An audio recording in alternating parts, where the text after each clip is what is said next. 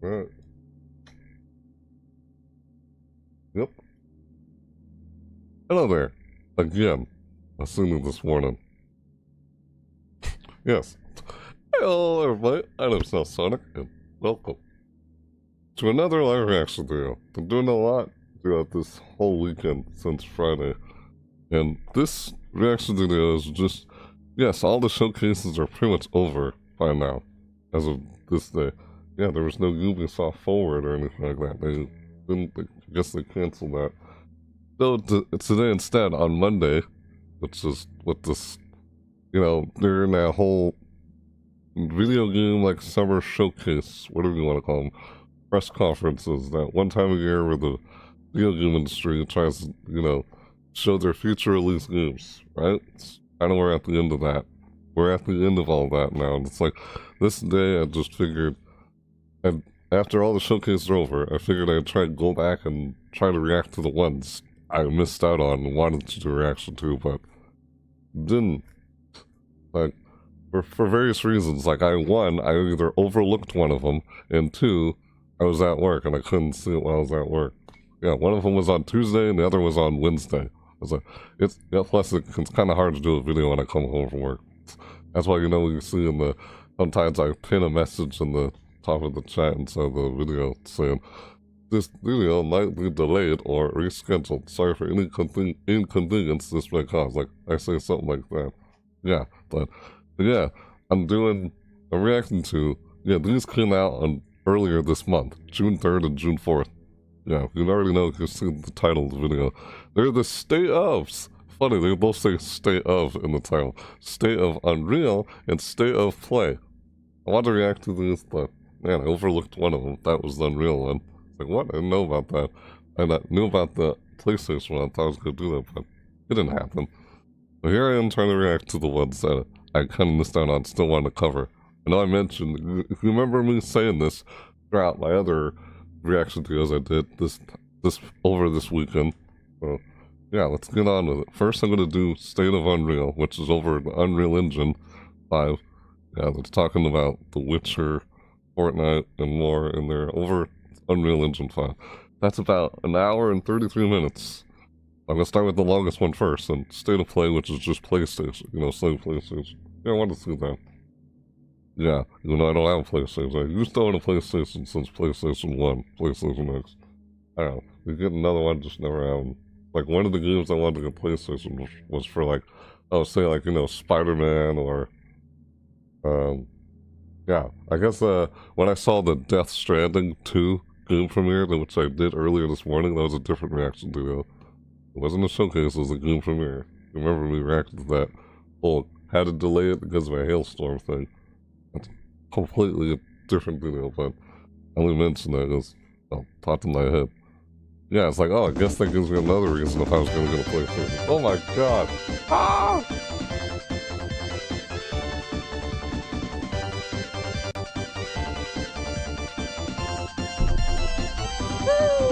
Hey, thanks for following. We're so fat. Oops, I hit my microphone. That was odd. What was I doing? I'm in the middle of doing something and that happened. Well, we can laugh, Alright, let's get on with the whole... That's enough of this intro. Let's get on with React, because State of Play, which is PlayStation Sony, that happened on Wednesday. I was at work on Wednesday. Something. That's only about, like, around 40 minutes long. Well, it says that in the description, I'm not mistaken. But let's start with Unreal. Probably mention something about and something with Fortnite in there because it's Unreal Engine. Yeah, let's begin with our first reaction in this reaction video over the showcases that I missed earlier this month. That's what this whole reaction video is. The State ofs. I like how they all start out saying State of Unreal and State of Play. They both say that in the title. That's funny. The State ofs. So let's begin with State Unreal. Here we go. I'm gonna react to that right now. And then later on, towards the end of this video, it will be State of Play, PlayStation. I'm just reacting to the ones that I missed out on, still wanted to cover. So here we go. That's what I'm doing today. And I did one earlier this morning. And that was a game premiere. It was nice. Yeah, that gives me a reason to want to get another PlayStation. Yeah, this is a PlayStation exclusive. Death Stranding. Anyway, yeah, let's begin. Here we go. Show it up on screen here. Bam, there it is. So here we go. About to react to this. And that's it. No more reaction videos for a while, unless something else comes up. It's kind of almost like to a point where, man, all these showcases, what the frick? Yeah, the unpopular ones are just weird. I'm like, why is it a freaking showcase about... Dude, when you're doing the showcase, people want to see the showcase. They want to see your games, their future release games. That's what you're trying to do. You're trying to show. No one cares about the ethnicity, like, culture. Like, what? Why is that the sort of attention? It should be about the games. Those showcases are kind of odd. I don't know, man. It's weird why those even are a thing. Ow, oh my freaking god. Hi. Yes, hi there, Panda. Who's else talking here in the chat? Hang on. Jupiter. I say it right? Oh, excuse me, Jasper Bard. Hey. Saw some videos ahead of time this morning. There's some hits... What? Hits bust. I'm more excited for the indie games. Mostly. Ah, the indie games? Yeah, I know what you mean. Yeah, there's a lot of indie games. I guess that's what those other showcases were, but I don't understand why the culture, ethnicity, or whatever has to be the sort of attention in the title. And like, your showcase should be about the games, not... I don't know, those showcases are kind of odd. It's weird. We didn't see showcases like that ever when we just had E3 before Summer Game Fest came around. Weird, but I don't know. It's like, does profit get... It's like politics trying to somehow invade video games? Like, what the frick is going on? I don't know, whatever. Let's begin with this reaction video already. But here we go. State of Unreal Engine. But this happened on Tuesday, June 3rd. Here I'm trying to react to it now. Here we go. Starting now. Here we go. Do this. Hit play. Only an hour and 33 minutes. Here we go. Photosynthesis Caesar's warning. Uh-oh. Oh, yeah, that's no good. I already know what experience is that. Oh, what? That's not funny. But I do that. This is unusual. Am I looking at blood cells? Amoebas? It look like blood cells. State of Unreal.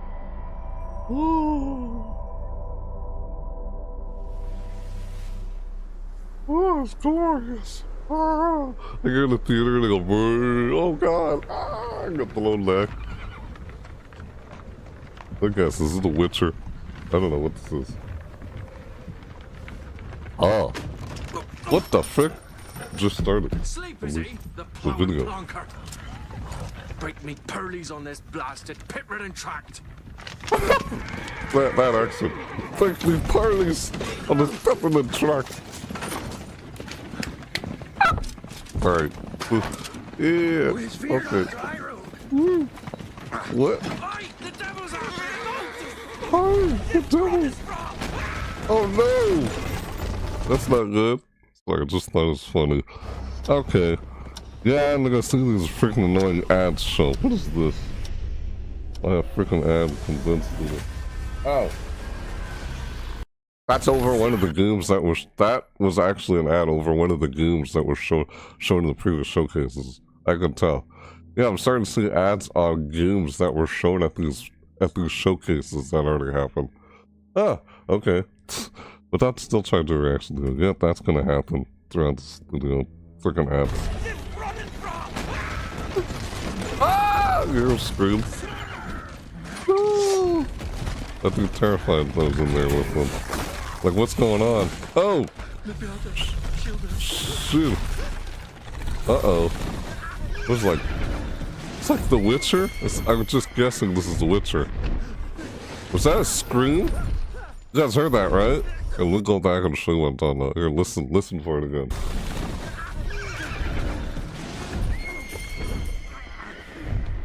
Oh, that's the horse. He's falling. The wagon's like off of something. Now it's just really falling. Ooh. Ouch. Like you fell down a cliff or something. Oh, it's a freaking dragon.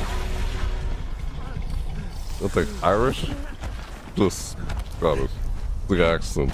I don't know, I think I'm gonna say it. I just like the accents. Yeah. Funny. I don't know. I'm not trying to make fun of them or anything. Just... Oh, God. Ugh. Whoa. It's a freaking bat, man. It's some monster. Yeah, this is The Witcher. I bet it's The Witcher. I'm getting Witcher vibes from this. Even though I've never played... Yep, I knew it. Even though I've never played The Witcher, I've still seen some things on it. I just figured... Almost had me fooled, Fruin. Fool's Gold or something? I don't know. Why just said that? That's Witcher 4, right? I bet.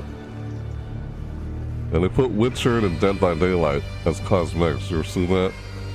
The Witcher is in Dead by Daylight as cosmetics. Huh. Yeah, there's this. This Witcher game. On the Unreal Engine, basically. Yes, The Witcher, isn't it? Yeah. No? Unless am I mistaken, it looks like The Witcher. Thank you, am I everyone, wrong? and welcome to the State of Unreal at Unreal Fest Orlando. We're here to show you what's next with Unreal Engine and so much more.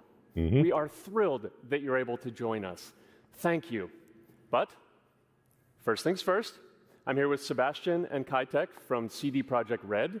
We have a lot to talk about. Okay. Hey, guys.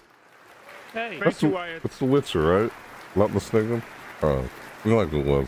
thank you, Wyatt, and That hello, character looked everyone. familiar. With The Witcher 4, we're stepping things up. And Yes, to do that, it is. we needed Witcher the right 4. partner. One that I truly thought it was. understands that great open-world games are all about art and technology coming together. You said Yeah, Witcher and 4. look, our goals are completely aligned here. And around the launch of UE5, your course. awesome team at CD Projekt Red announced a collaboration to make open world development in Unreal even better. And it's an Doom opportunity, engine. we just couldn't pass it up. So we've been working on a technical demo together to achieve just that. I think we should take a look at it. You guys ready? All right. Born ready. Let's see it. Kitek is going to play the build for us. Sure, let's do it. Oh, cool. Play some gameplay. Okay. Early gameplay? This is a technological showcase set in the world of The Witcher 4. Yep. I thought You it just was. It saw, looked like it. And are going to see now is running on a standard PlayStation 5 at 60 FPS with ray tracing. PlayStation 5. Oh, So ray in the tracing. game, you'll be playing as Ciri, a professional monster slayer, a witcher. She explores the world and hunts down Yep. monsters for coin. The region we are in is called Kovir, and you'll get to explore it in a game. Right now, Ciri is investigating the monster, and after gathering new clues, she is heading back to a nearby village.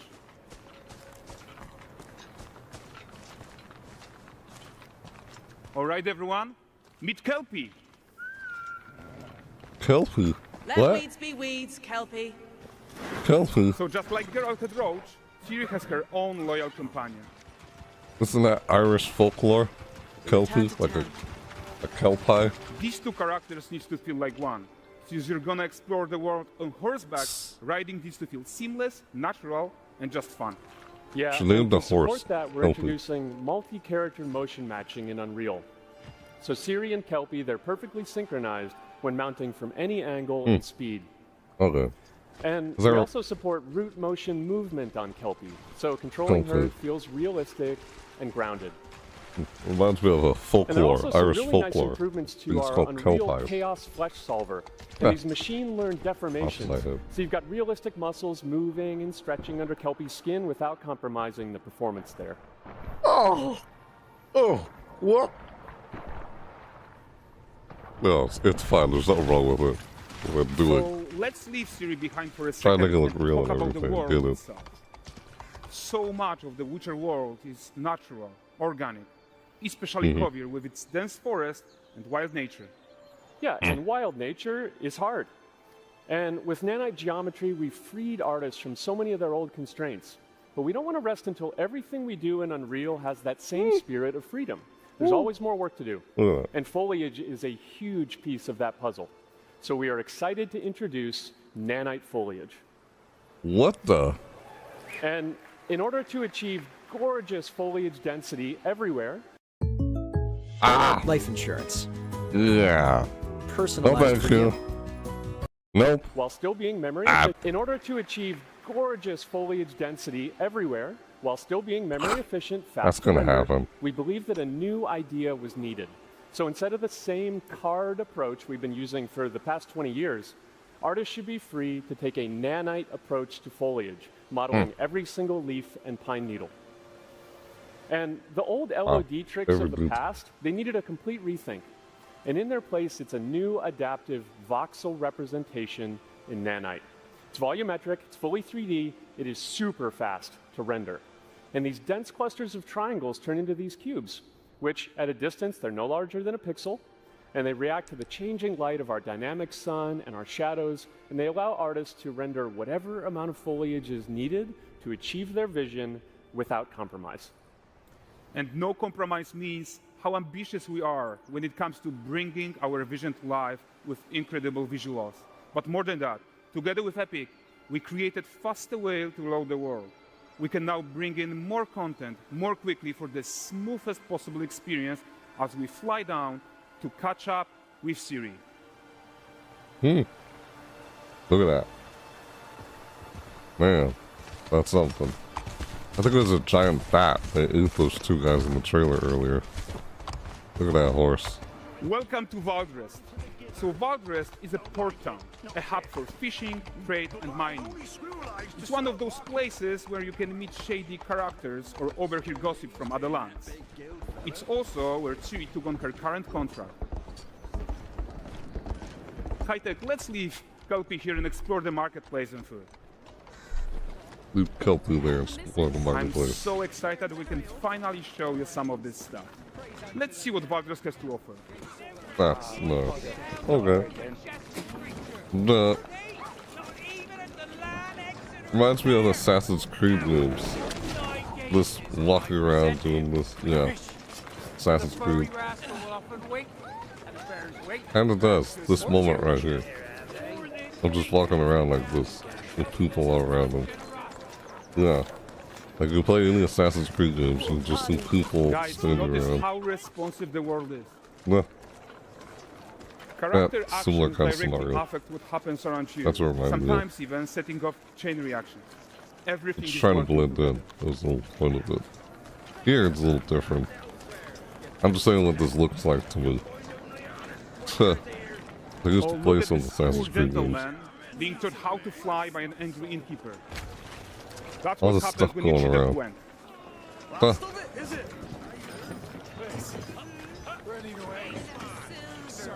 Just tapping as we're just moving around. All done Unreal Engine Okay, 5. so this is the guy who gave the series Quest his own. Like you probably suspect, he has his own agenda in all of this. You're off your tits again, Wilfred. Huh? Get That- your ass up. What the hell? Get your body out. A typical day's toil. Who in? With Churres. One using my wagons. No Yeah, he eternity is survived. taking that damn salt to arrive. I found them. And, well, Wait, no, did he survive? surprised What to am I say, saying? they'll not reach you. As for the We salt, both died. found not one speck. Soul? I presume this hunt is no surprise to you. Now. Kavir's smuggling trade is of no concern to me. Shush, shush, shush. The manticore that flattened your cart and devoured your men? Quite the opposite. Manticore. That's what it was. Manticore. No, them winged hellspawn dwell in the arse end of Creighton. Not here. It was the Manticore. While That's Siri what it was. decides what to do about that merchant, let's take a look at the character technology that powers this marketplace. Why don't we listen in on these fishmongers? They're selling their wares, chatting up customers. Fishmonger. And catch this is. Won't find none fresher. Reckon me lady's after one of them. Get this clean, we've got it for you. You mind, dearest? Into scene, summon more. Got mackerel cod, all Braxton's finest. And there is tons of tech at play here. Even in this simple market stall. Metahuman tools, improved Unreal smart objects, chaos cloth, and more. Yeah, And all of this exists to make sure that the gap in quality between Siri and NPCs is as small as possible. Yeah, and closing that gap, it's not just about fidelity, right, but also authenticity. They should react to changes in the world around them. But the prisoner in Pillory isn't exciting enough for Valdrest. Let's Wonder grab if this everyone's is all- attention with the circus. Using AI or something in some way. No, with NPCs. Well, you always use artificial intelligence in video games, you know? But the great performance deserves a huge crowd though. Let's crank it up. Like go against the computer, that's AI. Just not advanced, like, you know. So you are seeing tons of optimizations here to many of Unreal systems, including an entirely new Unreal animation framework, allowing us to fit easily in our 60 FPS budget, not just in rendering, but also with room to spare on the game thread. Over 300 animated skeletal mesh agents all going about their business. And the whole point is to leave breathing room for developers like you to introduce the gameplay and the systems that your players expect, empowering you to make your worlds come to life without Unreal standing in your way. You are right. And that's the open world Really? RPG that we're making. But before we wrap up, how about one final check-in with Siri? All these troubles I've been seeing with some of these games that either cancel themselves or We are something making going this on. game to be the most immersive and ambitious open world Witcher game ever. Weird. And we are making this a reality thanks to our Okay. work on Unreal with the team at Epic. Like, Marvel. I think what we're doing together is going to bring in a new generation of open world RPGs, and I'm so proud of what we accomplished so far. We are too. Remember Multiverses? That tried So to we're move to almost Unreal done, Engine but before 5. we go, I had here's a trouble with small it or tip something. For all Witcher fans. I don't know. The Yeah. first look at La Nexeta.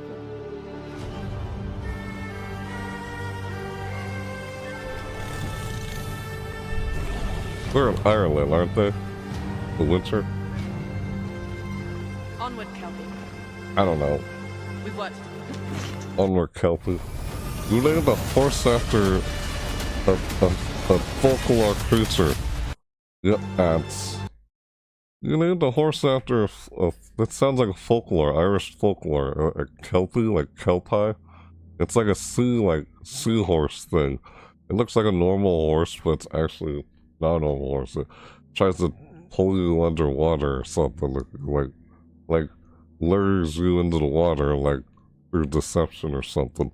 Irish folklore, I've seen in some like cartoons that kind of reference it, like they was it DuckTales? Yeah, the reboot of DuckTales kind of had that reference in it, so like, you know what I'm talking about. It's just an example. Alright, moving on. Go back to it. We'll pause there because of the ad. Ha, Kelpie. Okay. That's just what it Onward, reminds me of. Onward Kelpie. With See, what? that's what she said. That was nice. Yeah. Nice little gameplay trailer there. The gameplay. Thanks, guys. Seriously, it looks amazing. And we've also barely scratched the surface of what's coming in Unreal 5.6. So here's Julien to tell you even more. Thank you Hold on, very what? much. What did you say? Unreal, like, 5.6? What? Let me hear. I didn't hear what he said there. It's Unreal Engine 5, right? What did you say? Thanks, guys. Seriously, it looks amazing. And we've also barely scratched the surface of what's coming in Unreal 5.6. So here's Julien to tell you even more. Thank you very much. Thank you so much. Unreal Engine 5.6? Sound like you said .6 towards it. It looked like a new dose. No, like blood cells or something. Like, what is this? Weird little effect there. Yeah, they mentioned stuff on Fortnite in here. Julian Merchant. Yeah, what more? Hey everyone, great to be here in Orlando. Hello. I spent a lot of time on this demo, so I'm happy to be the one to talk about what went into the 5.6 release. An open world like that was just the perfect content to focus on our main goal for the release, which was performance. We want the engine to scale to large and rich worlds. We want to preserve graphics quality. And of course, we want to deliver high frame rates that you and your players expect. So let's check it out, starting with rendering. Nice. If you all remember, when we released Nanite with UE5, it supported static geometry. Last year, we brought skinning to Nanite. And now, we're working on Nanite foliage. The only way to have a forest that looks as good as this one is to use 3D geometry for all parts of the trees, just like we do for everything else. However, this is a crazy amount of fine geometry, so we had to rethink how trees are created and displayed. To create them, we developed Nanite assemblies.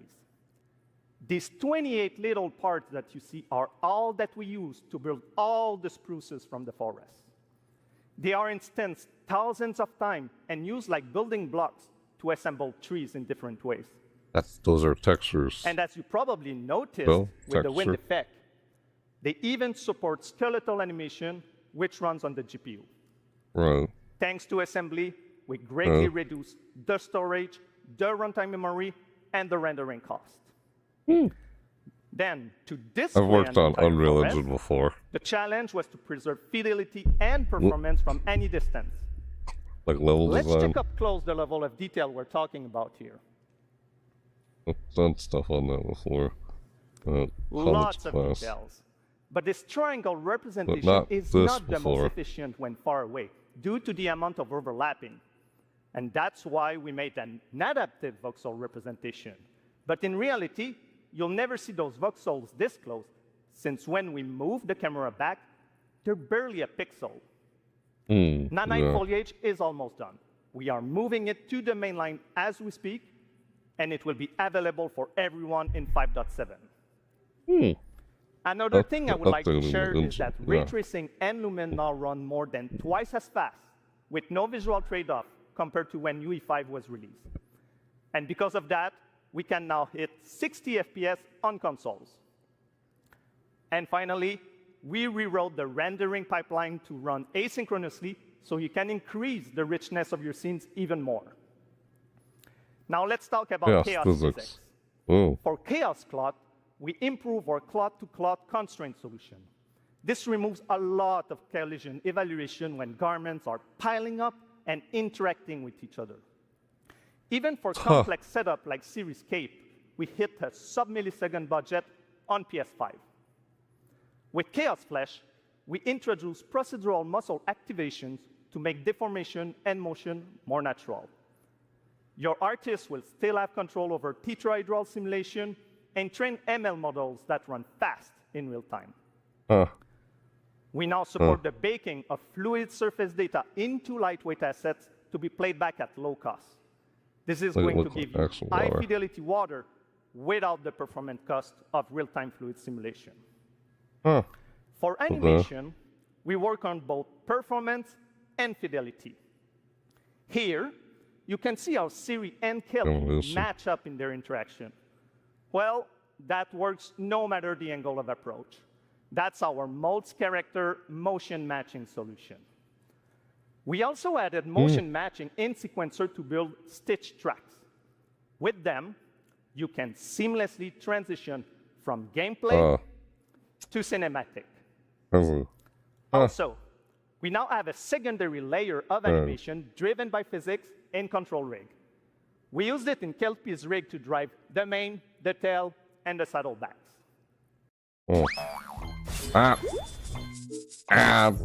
Yeah, we'll clear this out of the way. Yeah, I've used Unreal Engine before when I took like a level design class. There's everything you see here is texture. You know, it's all texture placed over a model of the exterior of a building, or you can try and model the interior of the building or something like that, or the model of the character, model the stuff in the environment. It's all texture, right? I don't know, they're not saying anything about texture. I'm like, what they're saying, I don't know. Yeah, let's just play it. To cinematic. Also, we now have a secondary layer of animation driven by physics in Control Rig. We use it to Animation Kelpie's rig to drive stuff. the mane, the tail, and the saddlebags. And now, Movement, I'm animation. happy to announce that all these features are already integrated into our new Unreal Animation framework, You try which to we are animate releasing something. as experimental in 5.6. Yeah. We built it Understand with how animation performance works. first in mind. Animation evaluation are now running Plug in into it, parallel off or- the game thread, which was our bottleneck. And for the other character systems that are just as costly, like movement, avoidance, state tree behaviors, we also move them to worker threads. This is really going to help you create scenes that are crowded and lively. Streaming has always been a big deal regarding performance. And the three biggest improvements we made are physics state creation, which now runs async, improve runtime PCG for ground scatter on GPU, and Those a new new FastGeo stuff. plugin to stream static geometry. Or we're gonna try to And add just to to. take a different example, in City Sample, the streaming Wow. time was cut down by 90% while moving at high speed. Look at that. We focus on a lot of areas for performance in 5.6, and mobile is no exception. We work on better defaults and scalability settings for mobile, Mobile. and minimize the default package size. We also improve our workflows with a UI refactor of the viewport toolbar and content browser, Yeah, on-device yes, iteration I know all workflow, this stuff. Of course, and Unreal a Engine mobile stuff. preview solution. That's okay. Yeah, it So there you go. takes a lot of Unreal Engine understanding to get used 5.6 to. is all about performance, and it's available today. 5.6, launching today. Yeah, I've done some level design classes or something before. Level design. Please go enjoy the tech talks and session we have for you guys, and come chat with us. A And new now, update. please welcome Chris from the MetaHuman team. Thank you, everyone. Hello. Alright, you're welcome. Bye-bye. Thanks for sharing. Man, all the new stuff they updated with the Unreal Julian. Engine. Metahumans may only be a few years Yeah. old, but we are seeing them everywhere, powering everything Metahumans. from games and AI agents to film, television, cultural heritage, and more. What you've seen so far is just the beginning. The creativity and innovation coming from the community Oh, continues Black to Mythical inspire Call. us. It reminds us why we build these tools in the first place, Marvel. to make it easier for everyone to tell stories that matter. No. Now we're entering the Yeah. next chapter, expanding how you create and animate metahumans with flexible workflows that help you move faster and work smarter. To Oh, walk us through some of the biggest features in this release, please welcome filmmaker and virtual production pioneer, Matt Workman. oh. Network man. Thanks, Chris. For those that don't know me, I'm a cinematographer and Unreal Engine developer. I worked on Epic's first in-camera VFX demo, the one with the motorcycle surrounded by LED walls. It was pretty cool. I'm also the creator of Cinetracer, a previous tool used by filmmakers worldwide. I've been using metahumans in my work since the alpha, and recently I've gotten some hands-on time with some of the new features coming in Unreal Engine 5.6. MetaHuman Creator is a fast and intuitive web-based application used for creating digital characters. And now, with the 5.6 release, all of that power is available directly in the editor. That's right, MetaHuman Creator is now fully integrated into Unreal Engine. Oh. That's nice. You're trying, yeah. I think it's pretty cool, too. You can create and work with metahumans directly in your project, keeping everything connected and in context. And with the new character assemblies, metahumans are built locally, making it even easier to integrate them directly into your pipeline. MetaHuman Creator is one of Unreal's first cloud-enhanced tools. It means you work locally, but for heavy lifting, tasks like generating high-quality Yeah, I textures remember doing or building our something complex using face and something body like rigs, this. we leverage MetaHuman Cloud services, Yeah. which deliver high-fidelity results without ever leaving the editor. And in 5.6, local assembly reduces the average MetaHuman export time from 15 to 20 minutes down to 2 or 3. Wow. The team tackled all this while dramatically expanding the core representation model and significantly improving visual fidelity. Basically, you can make even more diverse characters. They all look better. It's freaking fast, and it is in Unreal Editor on your local machine. Look, your And while those computer are all can run major it. improvements, we're just starting to scratch the surface here. What? Metahumans have always had amazing facial customization, and now Epic is bringing that same level of control and realism to the entire body. And UE 5.6 metahumans get a major upgrade with the new parametric body system, letting you blend between different presets or fine-tune proportions using real-world measurements like height, inseam, shoulder width, and even muscle mass. And here's the best part. As the body changes, so does the clothing. The new Unreal Outfit asset automatically adapts garments to the character's body, all in real time, no matter the proportions. As someone who's built these kind of assets before, I can tell you this used to mean manually creating and managing every body variation. Yeah. The new system does give you the flexibility to create different sizes, and if you do, it will pick the closest match and fit that to the character for you. It makes building a wide array of production-ready characters faster and a whole lot more scalable. Yeah, I'm super excited to see what people do with the new outfit system. And that actually brings us to our next announcement.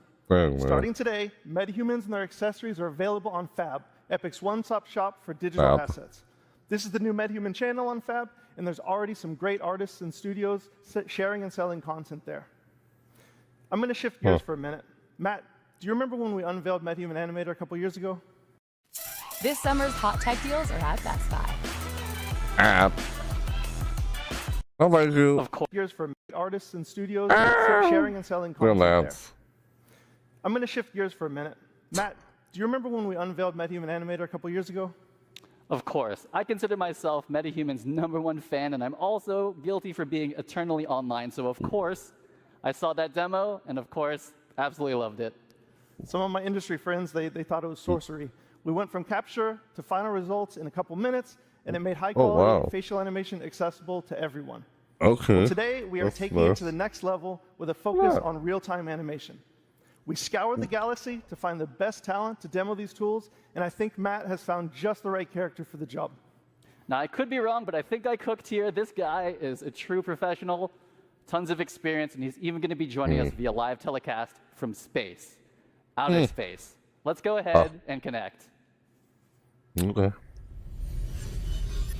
Outer space. What? I could do it like the modeling of rendering was in space. Oh, okay. I remember they showed this at Summer Game Fest. Dude, Matt! This is amazing! I'm making nachos in my nuclear-powered air fryer. What? Anyway, I was about to munch on this before the keynote. What's up? What's up is that this is the keynote. We're live streaming to Unreal Fest right now. Dude, you're live. That's funny. Oh, yeah, look at that. You people in your time zones. Nachos. Hey, Chatterbox, can you turn it down? Like, way, way down. I'm about to do a keynote. This is funny. Nachos, low, Oh, so what's up, Unreal friends? So get this, for the first time ever, you're seeing me live in real time. This isn't pre-recorded. It's not baked. You're seeing everything as it's happening. Woo! Is it virtual reality or something? This is silly. And it's all thanks to MetaHuman Animator. Just check out my alter ego, Corey. He's down there on stage with you guys, and as you can see, our movements are mirrored within milliseconds. Even the smallest expressions are beautifully articulated. He's doing that, and it's showing up here. That's him in real life. That's him in the... Look, he's not even wearing a helmet or a suit. I'm telling you, the possibilities are getting crazy. Wow, I can man. live chat with fans, take my stand-up act on the road. They're making this so much easier now. Okay, maybe not Macbeth. But the real truth is, the power of live performance is in all the happy accidents. It's cool. Honestly, most of my best stuff happens when things go, you know, a little sideways. Nuclear core instability detected. Case in point, trusting my beautiful nachos to a DIY nuclear-powered air fryer. Hey, Corey, come on out here. It's funny. It is cool. This is all part of Unreal Engine 5. A 5.6 update. What? That's what they're showing there. Corey Strasberger, everyone. The genius No wearing like Blue suit with Insanity. those MetaHuman balls over the Animator suit. now delivers high-fidelity in the facial game. animation from virtually any 2D video source in real time. Whether you're driving the performance of your favorite character or calling into keynotes from low Earth orbit, the sky is the limit when it comes to breathing life into your characters. Speaking of that, Corey was just driving Blue more wearing with these a suits with consumer cottons on webcam them. and markerless motion. You know how they always put those suits with cottons on and they're trying to animate someone's movements with the wear those suits with those cotton balls on the suit? Like, oh, now they're doing this or something now. It's like, what is it? Almost like virtual reality, kind of. You know what I mean? Like, only have to take up actual movement. That's weird. Yeah, Fortnite. Low Earth orbit. The sky is the limit when it comes to breathing life into your characters. And speaking of that, Corey was just driving Blue with a consumer webcam and markerless motion capture from the Captury. Corey, let me be the first to congratulate you on Blue's VTuber debut right here at Unreal Fest. And by that, I mean that this is the first time we're seeing Metahuman Blue puppeted live, and he looked incredible on the big screen. Yeah, he I was know right we've there said this after he before was just... a couple times, but I still can't believe that that level of facial quality is possible from a tiny consumer webcam. It's just absolutely crazy. Yeah, thanks, cool. Matt. It is, man. It's all mind-blowing.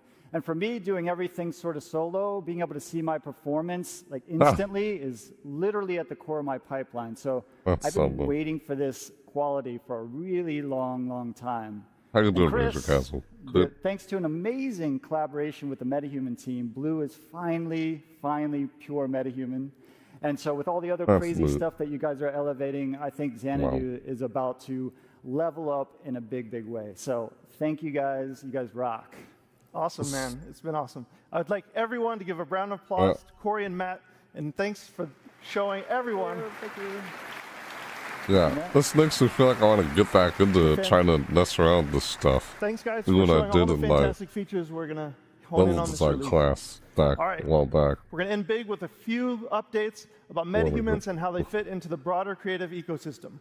First up, today we're releasing 2 advanced toolchains to everyone. Metahuman Expression Editor and Groom Tools.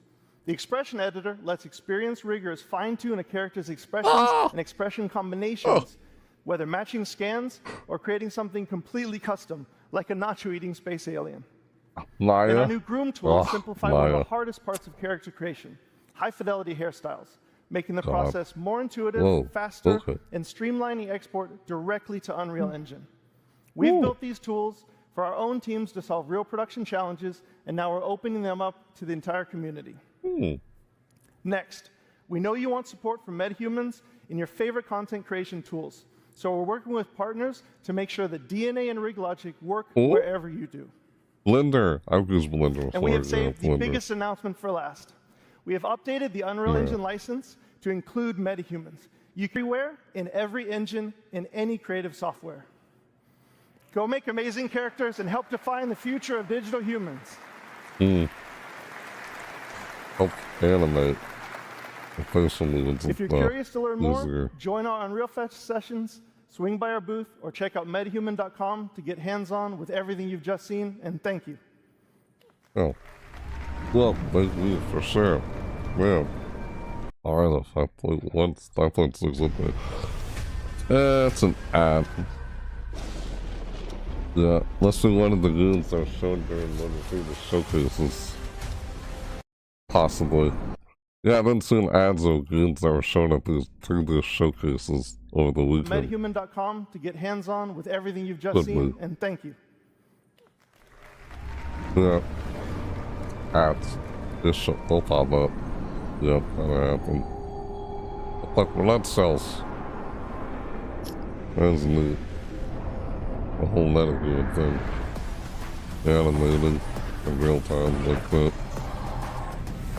This is the technology is just making it easier and easier. What do you think so far?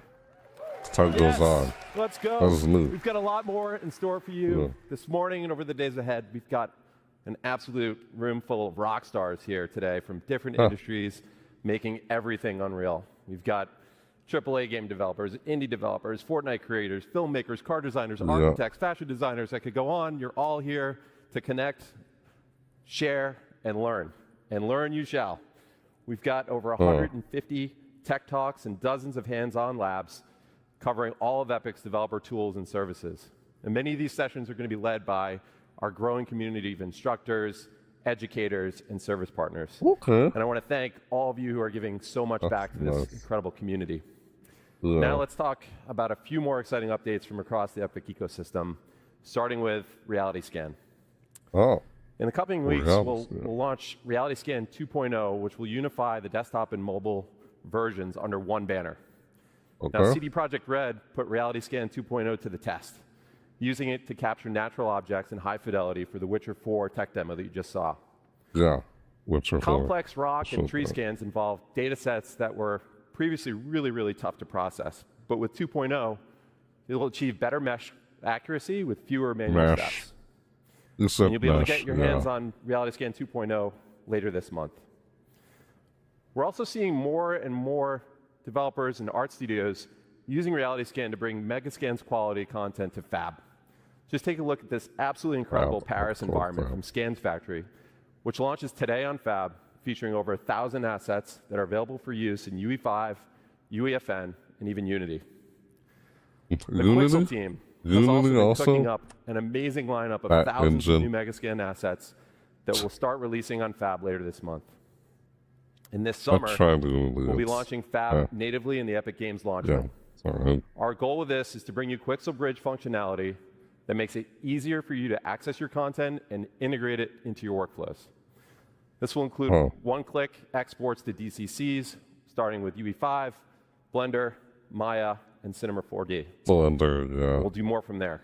We've also set ourselves up to support batch actions to download and export content. Back in April, we announced that Loci, a leading computer vision and AI company, joined Epic. Yeah, we're working quickly to bring Loci's technology to Fab, which will improve our tagging accuracy, enable semantic search, and improve our IP moderation capabilities to ensure that our artists' work is protected. All right, we've shown you what's coming from our side. Now it's time to spotlight some of the incredible projects from across industries that are putting Unreal to the test.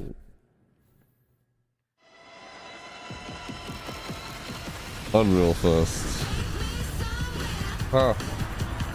Absolutely, man.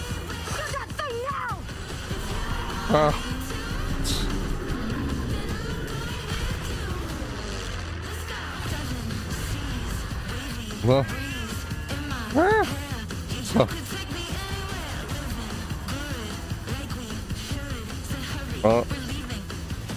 We sure cause a lot of explosion.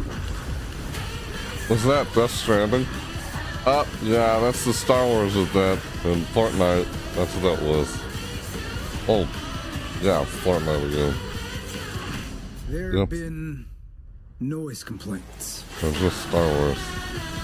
Marvel Rivals using this. Fight is not over. That's what it said. All the games I tried using this Unreal Engine. Yeah, Unreal Engine. I mean, Marvel Rivals have trouble with optimization. This year, one of our major goals. Yeah, it's still having trouble with optimization. Well, that's what extension playing it. Raise the bar year over year.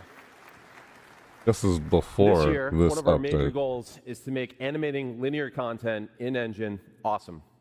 We've got a lot of work to do still, but the 5.6 release is packed with new features that have been influenced and battle tested by some of the world's best studios. One of them is here with us today. The Third Floor has an impressive track record of using Unreal to make movies like Guardians of the Galaxy and shows like House of the Dragon. Here to tell you about their next incredible production is co-director of the new Predator movie, Josh Wasson. New Predator movie. Killer of Killers? That's it's like a game or something. In March 2020, I was working with director Dan Trachtenberg on the pitch for Prey when everyone got sent home. The movie Prey. We had been dreaming of pushing previs into animation for years and had just finished our UE pipeline for The Mandalorian. Uncertain what would happen to movies in a post-COVID era, now is the time for Third Floor to get serious about finals. So while we're having a blast crafting scenes in UE for Prey, I got to show Dan the cool things we had brewing. And that led to an idea. Right. What if Predator was an animated movie? Fast forward to the industry contraction of 2023, and projects started dropping like flies. That's this crazy ambitious film with a crazy ambitious schedule materialized right in the middle of it all. For 20 years, on more than missed stuff. 1,000 projects. The artists at TTF have been on the front lines of visual storytelling in movies, games, and episodics. When Predator came along, they took all of that live-action experience, all of their love for cool stuff and great stories, and poured their hearts into a new kind of animated feature. So Dan and I pitched a film rooted in live action that looks and feels like moving concept art. Oh. Yeah. Okay. Go for ad. Excuse me. We diluted arts into a new kind of animated feature. That'll happen. So Dan and I pitched a film rooted in live action that looks and feels like moving concept art. We developed a handcrafted style from the paint strokes to our stop-motion inspired movement on twos. It was a monumental challenge, but the leap into anim led to significant innovation. Our team built Hummingbird, our real-time lighting and comp tool inside UE. It handled all of our stylization passes in engine before render. We saved countless render hours and reduced our hard drive usage to 1/50th the space traditionally required. Now, let me tell you about my favorite character in the movie. Ursa has this deep-rooted thirst for revenge. She learns that the man responsible is in this throne room in this huge fortress. So Dan had this idea, what if we did an entire battle in one shot? What if we kept the camera focused on her goal? And what if Ursa fought them all by herself? The best way to speed up any production is to speed up decision-making. So with 4 parallel teams inside Unreal, we got the entire film up on screen in 4 months, allowing us to iterate and hone the story and really make it sing before shifting into final animation. Ultimately delivering the film in 18 months. If this movie were live action, we'd be filming at golden hour every day for weeks with a massive crew and several giant vats of blood. In animation, we really wanted to go for it, no holding back. So we choreographed every composition, every strike, every arrow, and blood splatter, like a gigantic dance with 98 parts. Yet we also wanted to feel the camera operator reacting to all the kills as they happen. Put you inside this quest for revenge. Look like I don't know. Imagine on behalf of 20th Century Studios, Dan Trachtenberg, and all of us at Third Floor, we hope you enjoy this exclusive clip from Predator: Killer of Killers. Predator. Yep. See, killers are killers. That's what I was talking about. Yep. That's the animation. Come on, how many hours to try and frame by frame this? Ow. A long time. No.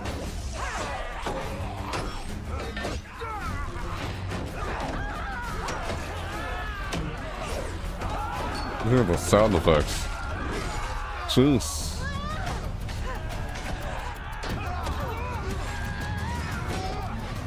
God, the bloodbath. That's messed up. Okay.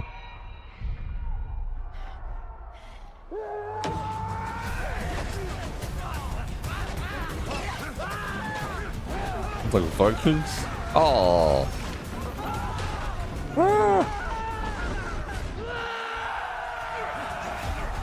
Man. Golly. Ow.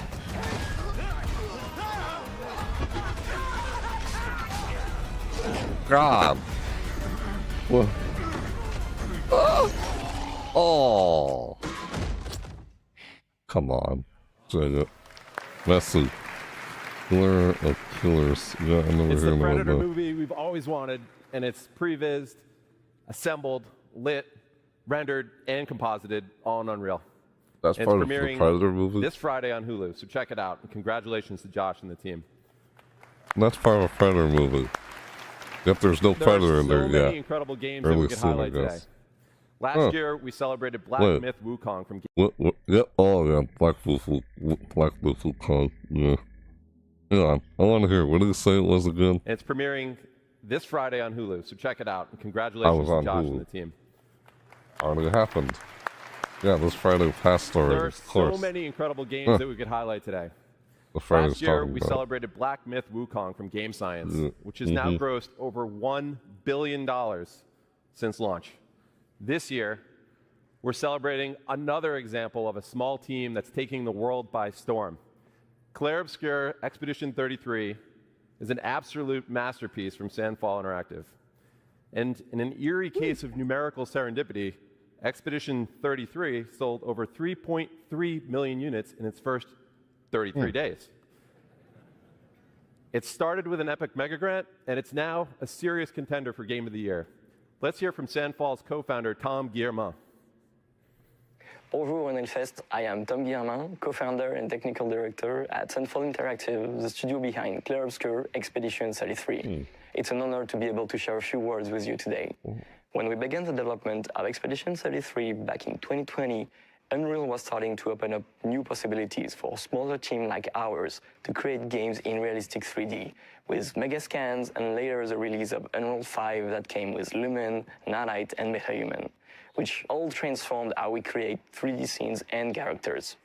As a small team, we always did our best to play to the engine's strengths, religiously getting every update to try out the new features and optimizations from Epic.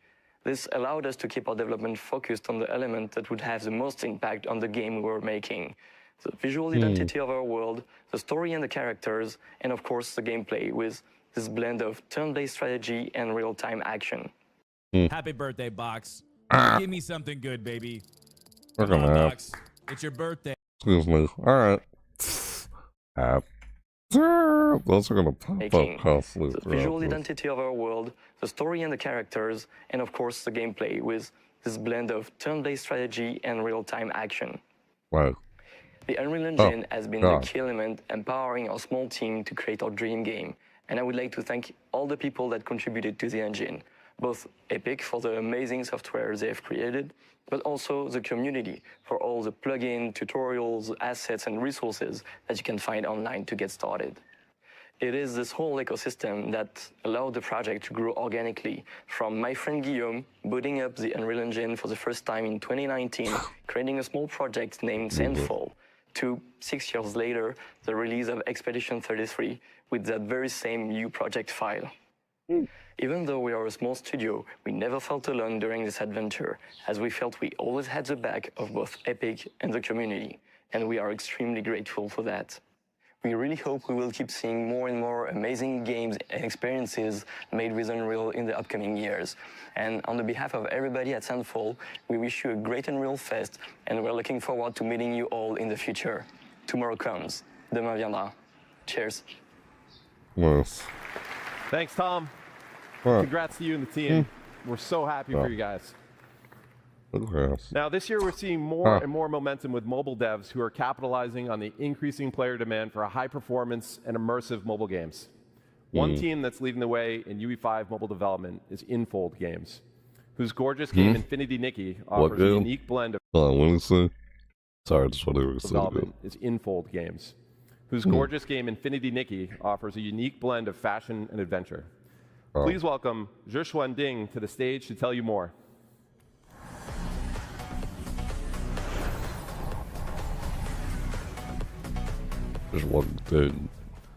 Hi, everyone. First, I want to thank our friend at Epic for inviting me here today. As you can probably tell, I'm a little nervous being on stage in English. But I was even more nervous when I first joined Infold Games to create Infinity Nikki, our most ambitious project yet. Let me share our story with you. Our journey began in 2012 with just 4 people. Here are the games released before starting Infinity Nikki in 2021, and we still update all of them today. These were mobile-only games focused on dress-up and interactive story gameplay. We could have stayed comfortably in that space, but we didn't want to. We want to create a life beyond amazing. That means crafting new experience no one has ever imagined. That means pushing far beyond current generation technology to deliver a game that not only looks stunning, but stay emotionally touching for years to come. That means Infinity Nikki, our first Unreal Engine 5 cross-platform game with over 20 million downloads at launch, largely driven by mobile. We began iterating during the pandemic. Infinite Nikki is about finding a peace in a cozy open world, bringing happiness to everyone. Dress up is not just for style, it's a way to interact with a lively world, alone or with friends. From a technology view, our pillars should many impossible things at once. High-fidelity graphics that supports outfit customization, even in corporate mode, with over 1,000 outfit parts and more than 100 colors per character. A huge map full of fine details for deep beauty, perfect for close-up camera shots. And it must run smoothly on our platform. For all players, big goals. We had never launched a cross-platform game before, but we promise our community, our partner, and Nikki that we will give it our all. Like it. Yes, it was crazy. For me. Unreal Engine 5 is about making crazy idea real. We had a debate, even I highlighted it. Talking about the Unreal Engine with the vision come to life. Not really just the game itself. Movie quality lighting in real time. The game engine. Open world tools like Word Partition help our team of over 1,000 people stay creative and work well together. Unreal Engine 5's new rendering help our team bring amazing virtuals to mobile devices. Thanks to Epic support, we made it happen. Now let's take a look at the open world. We want to make a detailed, exciting world for players to explore.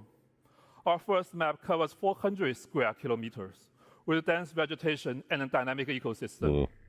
We had to make sure memory and performance were never compromised, especially on mobile. Unreal Engine let us build a cross-platform GPU rendering system. With smart GPU culling and a level of detail control, dual-core and triangle stay in budget on all devices. You may wonder why we put so much care into these details. I want to share a fan story that shows what Unreal Engine 5 means for our players, beyond outfits and open world. This is a true story from our fan, Xin Shiqiao. My mom and I play Infinity Nikki differently. She reads every item description, smiles when Nikki jumps, and changes into a pretty blue outfit. It does not matter if she finishes the platforming. When I was finally able to take her on a long-distance trip, she spent hours picking dresses and took many photos, even of a small flower by the road. Now I understand. My mom loves every small moment. We play Infinity Nikki in different ways, but we love each other the same. That's nice. We hope you enjoyed this story. We hope you find the moment of the world's beauty in Infinity Nikki, the coziest open world game for OV1. Thank you for your time and have an amazing Unreal Fest. Yes, talk about.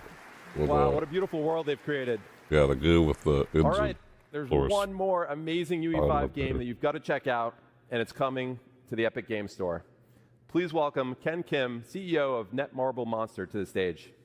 What? Marvel Monster? Who said Marvel?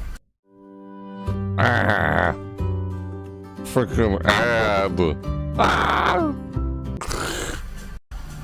Kim, this is CEO gonna of happen. Netmarble Monster, to the stage. Netmarble? Why you say Netmarble Monster? Netmarble Monster to the stage. Okay. Hello everyone, excited to be here today. I'd like to first thank Epic Games for this opportunity. It's a great honor to introduce our latest project here at Unreal Fest. Let me introduce Mongil Stardive. Mongil Stardive is the successor to Monster Taming, a game we first launched back in 2013.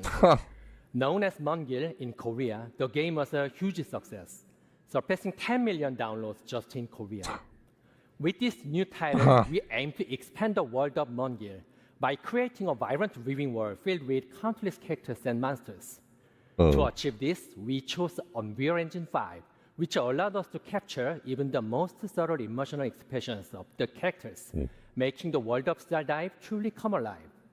This was the best choice for delivering a seamless cross-platform experience across PC, console, and mobile. One of our key goals is to provide players a whole new gameplay experience by giving each and every character a deep narrative and its own unique control system. That means every time you change characters, it'll feel like you're playing a different game. And this transforms Stardive from a simple action game into a truly immersive adventure. Moreover, the monsters in Stardive are not just animals. They can be tamed, nurtured, and become your companions along the journey. Depending on their traits, they can also be used to craft weapons or used as ingredients to cook, adding a deeper layer of strategy and connection to the game. Each monster is a living, growing creature, transforming the conventional concept of monster collecting into a meaningful, dynamic relationship. The Epic Game Store, with its global reach and strong community, is the ideal platform to connect with players around the world. We are happy to announce that Mongil Stardive will be exclusively on the Epic Game Store for PC. Now, I'm excited to show you a brand new trailer from the game. Oh. Okay. Silly. What the heck?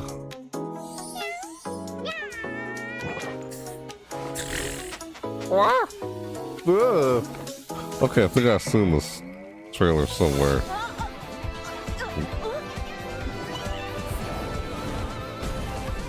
What the heck? Oh. Okay. Silly. God. Yeah, I'll be honest, I've seen this game through some of the ads. I'm not kidding. I've already seen this game already through some of the ads. So I'll be honest, I kind of already seen that trailer. And the freaking ads have shown that trailer. 감사합니다. Yes. We hope to see you at tomorrow's session. Speaking of our friends at Epic Game Store, let's hear from Steve Allison. Wish list ads. So, yeah, some of these ads I see are game trailers. Some of the ads I get are off of like some games. I haven't noticed some ads like recently after the showcases have been done. Some of the ads are from the showcases. The ads are off of some games that they're showing at these showcases already. Thanks, I've Ken. noticed lately. It's exciting to see Netmarble Monster bringing Mongil Stardive to the Epic Game Store exclusively at launch on PC and taking advantage of our Epic First Run program to keep 100% of the first 6 months of net revenue. As you know, our industry is living through significant headwinds right now, and the Epic Game Store offers all developers a toolkit for maximum financial success that starts with our 8812 rev share and just gets better from there. Now on Epic, our back catalog program, like Epic First Run, allows you to keep 100% of net revenue for the first 6 months on back catalog titles that you bring to the Epic Game Store. And for Unreal developers, Launch Everywhere with Epic reduces your engine royalty rate from 5% to 3.5% on all platforms and stores when you ship your UE-based games day and date on the Epic Game Store. And remember, Unreal Engine developers pay 0% royalty on all Epic Game Store sales where we process payment. Additionally, you also have the option to use any in-app purchase payment solution you want, and when you do, you keep 100% of that IAP revenue. We want to do everything we can to help during this critical time to maximize your success, so we have added another tool to the Epic Game Store toolkit. Starting June 1st, we've changed our initial revenue share to 0%, so that you receive 100% of the first $1 million in net revenue, and then 12% to Epic after passing that threshold. Pretty cool, yeah, awesome. And this change is per title and per year. So this applies to new titles and back catalog releases, and all existing and future Epic Game Store partners and their titles on both PC and mobile benefit from this change immediately. And so life to date, we've paid our developer and publishing partners over $2.1 billion, and we're just getting started. So let's talk a little bit about what's next. So even after years of building the store on PC, we know there's still a ton of work to be done to deliver a world-class experience for our over 70 million monthly active users. And in the coming months, we'll be rolling out long overdue features on PC that will move us closer to that vision.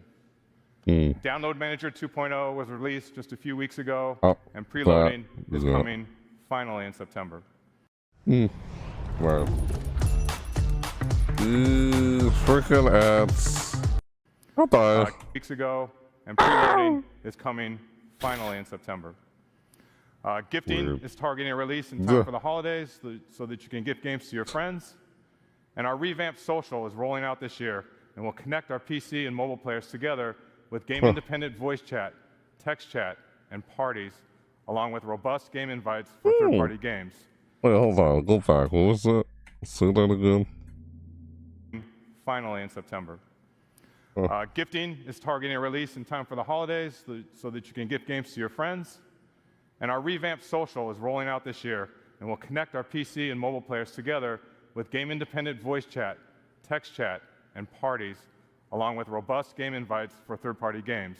That's nice. This will be the finally building doing block for that. several innovative social features on the store that will follow. After Stu could already do stuff like We're also that. putting great focus on ongoing launcher improvements that will make the store feel great to use. And of course, delivering a great player experience means meeting players wherever they are, which is why mobile remains a key focus for us. We've already seen strong momentum on mobile with over 40 million installs to date, and we're pushing hard to hit 70 million by the end of the year. The Epic Game Store is available globally on Android, and we are continuing to expand our global footprint on iOS. You have a nice night. Today it's available on iOS in the European Union, with upcoming launches in Brazil, the UK, and Japan, I'll have to as think new about laws in that. those countries come into effect. Yeah. In Q1, Thanks we for being launched a here. curated selection of third-party You have a nice titles, night. and as of today, there are over 70 games live on the Epic Game Store mobile, with more being added Good night, regularly. too. This deliberate, phased approach ensures a high-quality experience as we gear up to open the store to self-publishing in the near future. Yeah, top games. In March, to accelerate installs and to keep players coming back week after week, we brought our weekly free games program to mobile. So each week, as we do on PC, we are partnering with developers to give players at least one new free game directly through the app on both Android and iOS, celebrating the best of premium mobile, and partnering with developers on content packs for free-to-play games. How do I do this? Our focus is I getting always the do Epic Game that. Store mobile to 1.0. A free This game. is defined by two Yeah. major new additions to the store, and the first of which is rolling out very soon. We're launching Epic Web Epic Shops Games in does July. that. Developers will be able to come into our tools and easily set up a shop for in-app purchases for mobile and PC games. And through Epic Web Shops, you can leverage our industry-best rev share and offer players a better deal with bonus offers. And as an extra benefit, all players spending on Epic Web Shops also accrues Epic rewards on all purchases. These shops will live on the web so that you can steer your players to them. And we're democratizing web shops by making them super easy to set up and available to all developers.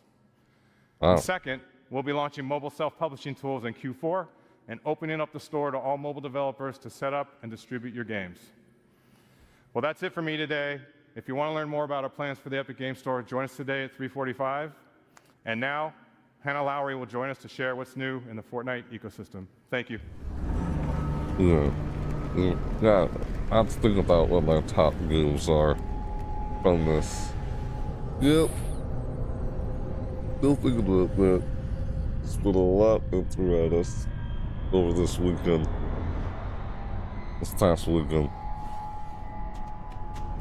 I mean, some I guess were indie. Some weren't. I guess, yeah. Hi. Thank you. Hello. We launched Unreal Editor for Fortnite just over 2 years ago with a simple goal: give developers everything they need to build, launch, and grow their own games in Fortnite. Since then, it's been incredible to see how creators and players have responded. Millions of people are playing games built by you. And since the launch of UEFN, players have spent over 11.2 billion hours across more than 260,000 live creator-made games. These experiences are a foundational part of Fortnite. Creators are leading the way by reimagining live events in Fortnite and driving players to the ecosystem. In fact, this last weekend, Super Red vs. Blue by Jogo hit a major milestone. For the first time ever, a creator-made island took the #1 spot for concurrent players in Fortnite, surpassing even Epic's own games. Wow. How about that? Great. This is a proof point for us that the ecosystem is heading in the right direction. Watching developers experiment, build, and push UEFN to its limits has been inspiring. But it goes beyond just making games. Creators are launching studios and building passionate communities around their work in Fortnite.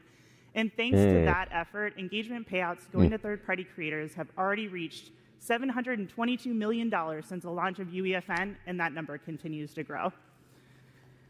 None of this would be possible without you, our community, which is core to UEFN.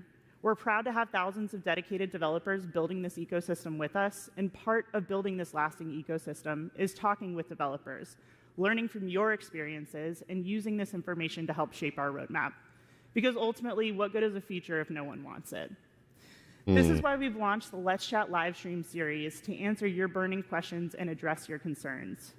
So far, we've discussed moderation, the new Fortnite data API, and the state of the ecosystem, with more coming at the end of this month. That's enough for me. Help me welcome to the stage an outstanding UEFN developer, Tom Jank. Lots of door stuff.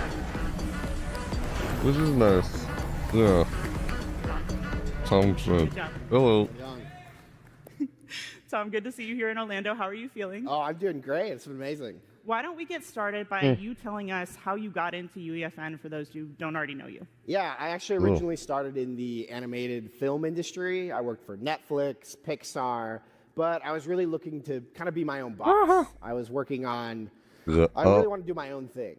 And so one thing led to another, and now I'm here at the state of Unreal. UEFN. Unreal Engine Fortnite. Life insurance. That fits your budget? Now good. No thanks. Be my own boss. Right. I was working on, I really want to do my own thing. And so, one thing led to another, and now I'm here at the state of Unreal. Now you're here. How did you find success in UEFN? Like, how did you build towards what you are today? Well, I released a few maps, but momentum really started coming when I started releasing my warm-ups. I posted daily on Twitter, just these janky experiments that are kind of weird and wacky, and people thought, how is he doing this in UEFN? And so that built to commissions and work and me doing this full time.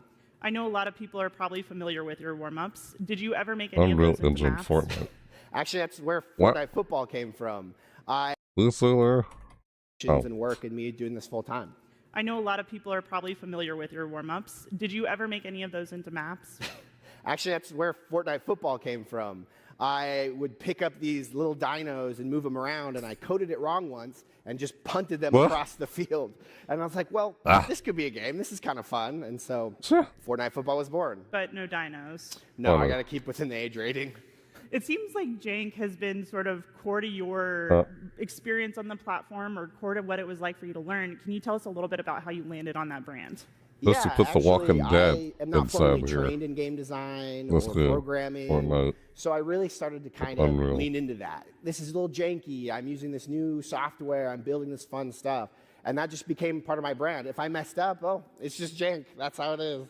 And so you can hear more about it in my session, the upcoming later this week, Tom Jank's UEFN Survival Guide. I love the name. It's a great name. Thank you so much for joining us here. I mean, for us, it's really good to hear that regardless of the experience you had coming to this ecosystem, you were still able to sort of build and make a name for yourself here. That's really what we're looking for.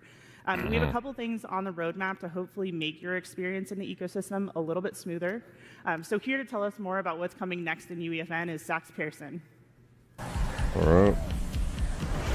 Man. A lot of neat stuff here. Thank you, Tom and Hannah. Let's start with an update on a much-wanted, often delayed feature, Scene Graph. Scene Graph is one of those foundational pillars that we really want to get right. And I'm pleased to say that the first release of Scene Graph is coming this Saturday, June 7th. Peely is in there. That's Peely. Scene Graph is a foundational layer of the engine that unifies the editor and runtime representation of the scene, making everything you built accessible through verse code. In the editor, Scene Graph enables rapid construction of rich, detailed environments by organizing entities in view. Repeating elements like desks or chairs in an auditorium can be converted into prefabs, simplifying management, enabling easy variation. And at runtime, your verse code can traverse the same hierarchy to dynamically modify the scene. So whether it's moving a platform, adjusting a light, changing a weapon's ammo count, everything is done in Scene Graph. Scene Graph worlds are built on robust modular system engineered from the ground up to be the foundation of UE and UEFN going forward. So this year, we're shipping more tools like custom items, skill-based matchmaking, new social systems like Bubble Chat to bring players together. But before we get into roadmaps, I want to share an update on something we talked about last year. We intended to ship the first season of Fortnite Battle Royale, built with UEFN in version 2025. Since then, plans have changed a bit, and we're not going to be able to meet that target. Right now, we're tracking to 2026. But today, UEFN is an integral part of development for Reload, Ballistic, and other internal projects, but we're still having to hit a few key milestones to support a full Battle Royale season.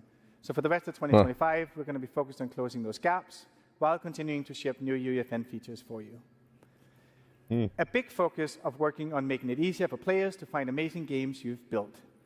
The release of off-platform features like deep linking, enabling you to market your game on social media, link players directly to your island inside Fortnite. And in-game retention tools like Favorite a Creator give you more ways than ever to build and engage communities directly inside Fortnite. So far, 6 creators have already surpassed 1 million favorites in games since launching the feature last year.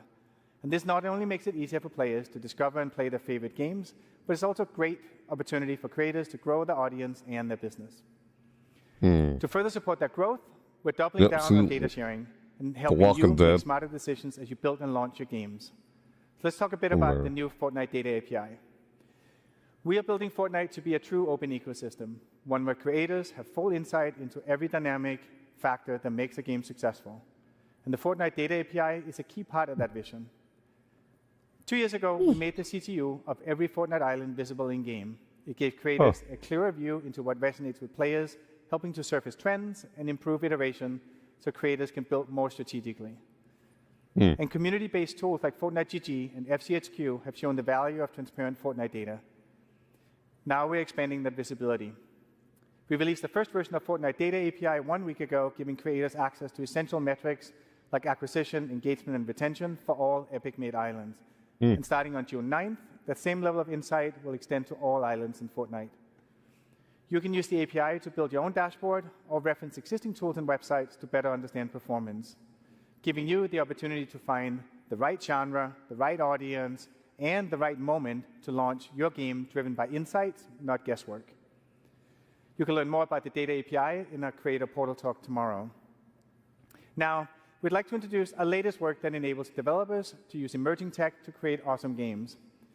The Epic Developer Assistant is an AI tool that currently in beta that will improve creator productivity. It's a general-purpose chatbot that can guide you through developing games in UEFN, and it'll even generate verse code from simple prompts. Please welcome Heather Storm, who will help us drive a live demo of the assistant. Elden Ring and Night Region. Gotta probably check that out at some point. If I could. I'll probably play Elden Ring, the first one, though. AI tool that currently in beta that will improve creator productivity. It's a general-purpose chatbot that can guide you through developing games in UEFN, and it'll even generate verse code from simple prompts. Please welcome Heather Storm, who will help us drive a live demo of the assistant. Okay, man. Hey everyone. So let's set up the challenge that we want the assistant to help us with. We built an escape room with the challenge that you need to collect 3 props in order to escape through the center of the map. We need our props to randomly spawn within our play space.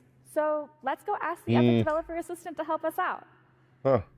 Now, I don't want to subject you to my typing skills, so we're going to copy and paste the prompt directly into the assistant. Hey, assistant, I need some verse code that will randomly spawn 5 creative props in the map. I've added some extra context here, such as how the spawn radius and how far apart the prop should spawn, just to make sure that this will work in our existing game. We'll also make the props respawn every 10 seconds to make it a more challenging experience for our players and me. Finally, we'll name our verse file and the editable variable prop to spawn. So while the assistant generates a response, you can see it may provide relevant documentation to your request. The assistant is powered by GPT-4.1 and is fine-tuned using our, Epic's own verse code licensed from creators who signed up to help, and all of our current documentation. And once the assistant has generated the code, it'll test if the code can compile. If it can't, it has a second self-repair step to correct the code. It looks like it's generated. It tells us how to use it, and then we have the code. All right, it looks good. Let's go into VS Code and paste it directly into our file. Now, I already what? Let me see that again real quick. The code. Test if the code can compile. If it can't, it has a second self-repair step to correct the code. It looks like it's generated. It tells us how to use it, and then we have the code.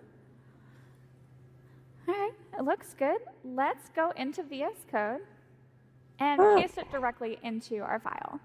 Now, I already started this code earlier today to make it a little easier for us to do this live. I like that. Yeah, it's true. You can even use artificial intelligence to help you create a game. Yeah, the things you can do with AI.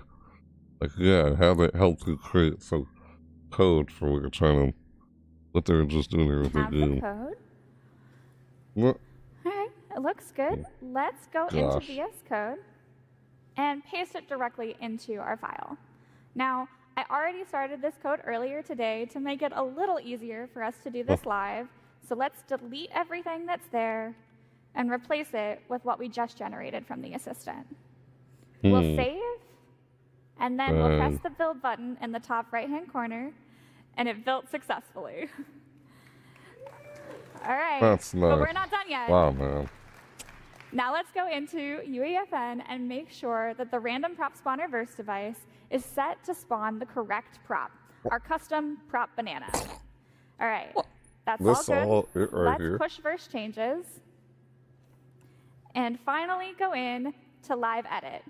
When this loads, we'll be able to test that our random spawner code works, making sure that our bananas spawn randomly and that every 10 seconds they move. We gotta collect 3. Look at that. This. And now we can escape. And that's it. Now our team can continue to iterate and refine our game. Hold on, let me what? Is he using a Go controller to do that, or is it just happening automatically? We gotta collect 3. Yeah, he's doing that himself with a Go controller. Not some people are Go mode. Now we can escape. Progress. And that's it. Neat. Now our team can continue to iterate and refine our game. That's okay. Nice. I like that. Wow. This is just a quick, simple example of how the Epic Developer Assistant can streamline creator workflows, and eventually it'll be directly integrated into the editor. You can try it for yourself right now on the Epic Developer Community site as it enters beta and is live today. Thank you, Heather. Yep. I only use AI to help you code stuff. All this is all part of a bigger mission to give creators more power and flexibility to bring your creative vision to life. Another example of this is how we've redefined what's possible through deep IP integration. We've been collaborating with the leaders in film, television, music, and sports since Fortnite's earliest days. It started with a few iconic outfits in Battle Royale, and has evolved into entire seasons shaped around cultural experiences that players love. I like the Godzilla one. Remember I played the Godzilla? I did that video on that, Godzilla. I don't think so. Since Fortnite's earliest days. It started with a few iconic outfits in Battle Royale, and has evolved into entire seasons shaped around cultural experiences that players love. We wanted every creator to be a part of that adventure, so last year we kicked off a movement that started just that. We worked with brands so creators can build with world-class IP. I like the Ninja Turtles. A simple one-click agreement, pre-negotiated share of the engagement payout, and all the brand safeguards that we've developed that allow every IP to integrate into Fortnite seamlessly. In The Walking Dead As a first partner Fortnite. announced at GDC last year, the LEGO Group has been leading the charge, enabling creators to expand the LEGO Fortnite universe with original games and stories. And on June 17th, they're unlocking a highly requested feature, the LEGO Brick Editor. It launches with 50 classic bricks, 42 colors, giving creators the power to build with LEGO, brick by brick, in Fortnite for the very first time. Look at that. That's deep. Our second partner, Lego stuff. We welcomed Teenage Mutant Ninja Turtles to UEFN last fall. And from Pizza Tycoon to the wildly popular RVBB experiences to TMNT Dimensions, we've been amazed by your creativity. All in, you've spent over 700,000 hours in editor creating TMNT games. And then finally, horror has always had a strong foothold in creator-made games. So it's not a surprise that adding Skybound's Walking Dead to the program has been a huge success. Nice. We launched in March, and creators are just starting to publish islands now. This. And so far, more than 1,000 developers have published Walking Dead games in the first 2 weeks since its release. Through our current partnerships, creators have already published over 12,000 islands with over 160 million hours There's football played. guys in there. I'm excited to announce that our next wave of partners bringing their worlds for you to create with. Later this month, Squid Game will be coming to UEFN, and creators will be able to build their very own twist on the world's most intense playground. Oh my God. Our partner Netflix is placing environment assets, NPCs, and new game systems like the Disguise device in the hands of creators so they can be their very own game master. Squid Game Tools will launch on June 27th, timed to the series finale of Squid Game, and creators will be able to publish their islands later this summer. No. That's neat. Thank you. Who knows? I might play around with that and do something like that. Our desire to bring iconic IP in the hands of creators doesn't stop with Squid Game. I'm really Avatar: The Last Airbender. What? We heard players loud and clear about how much they love the bending gameplay in Battle Royale. So we are excited to bring Avatar-themed tools and devices to UEFN next year. Wow. That means you, the developer, can use features from the 4 nations to build your very own authentic Avatar games. Nice. Together with these amazing brands, we're expanding the library of iconic IP that creators can use to make games in Fortnite. Our aim is to give you everything that you need to build awesome games using the power of Unreal Engine, share them with millions of players in Fortnite, and get paid when people love what you've made. Huge thank you to everyone for what you've done so far. That's neat. I do like that. Like the Turtles Walking Dead one. Yeah. As we look to what's next, it's really important that we have partners who share our vision deeply. Disney and Epic have been working together for years, building immersive entertainment experiences for players and fans around the world. Yeah. Sean Shoptaw from Disney is here to talk today about what we've been working on lately and where we're going to go, including a huge surprise for the creator community. Oh boy. Yeah, Disney's done, with Epic Games, the whole putting the Disney stuff in there. Like what? You know, Marvel Comics is in there and such. My God. Man. Hello. Thanks, Sax.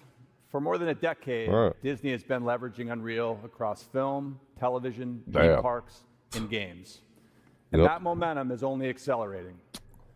As we announced last year, we've partnered with Epic to build a transformational entertainment universe that will bring all of Disney together. And Unreal will be foundational for delivering on that shared ambition. Let's take a look at some of the amazing experiences Epic and Disney have built together over the years. How'd they lose their mascot? Now it's public domain. Mickey Mouse. Disney. Yeah, the Marvel Comics stuff. Yeah, lightsabers. Well, the Marvel stuff in there was neat. In Fortnite. Yeah. Thanos. What the frick? Weathers. Yeah, that's so strange. Can't believe they did that. Yeah. Oh, Predator. Yeah, I can't believe. Yeah, Deadpool. When they did the. What's it called? I forgot. What? No idea. It's like what was it called? Yeah. Futurama, right? Yeah. I remember that. I remember when Futurama came in there. Deadpool, that's silly. Oh my God. Toy Story, yeah. Sea of Thieves. Excuse me, like... No, not Sea of Thieves. What? Predator. It's just something how they got all those characters in there. So weird. Let's put everyone in this game.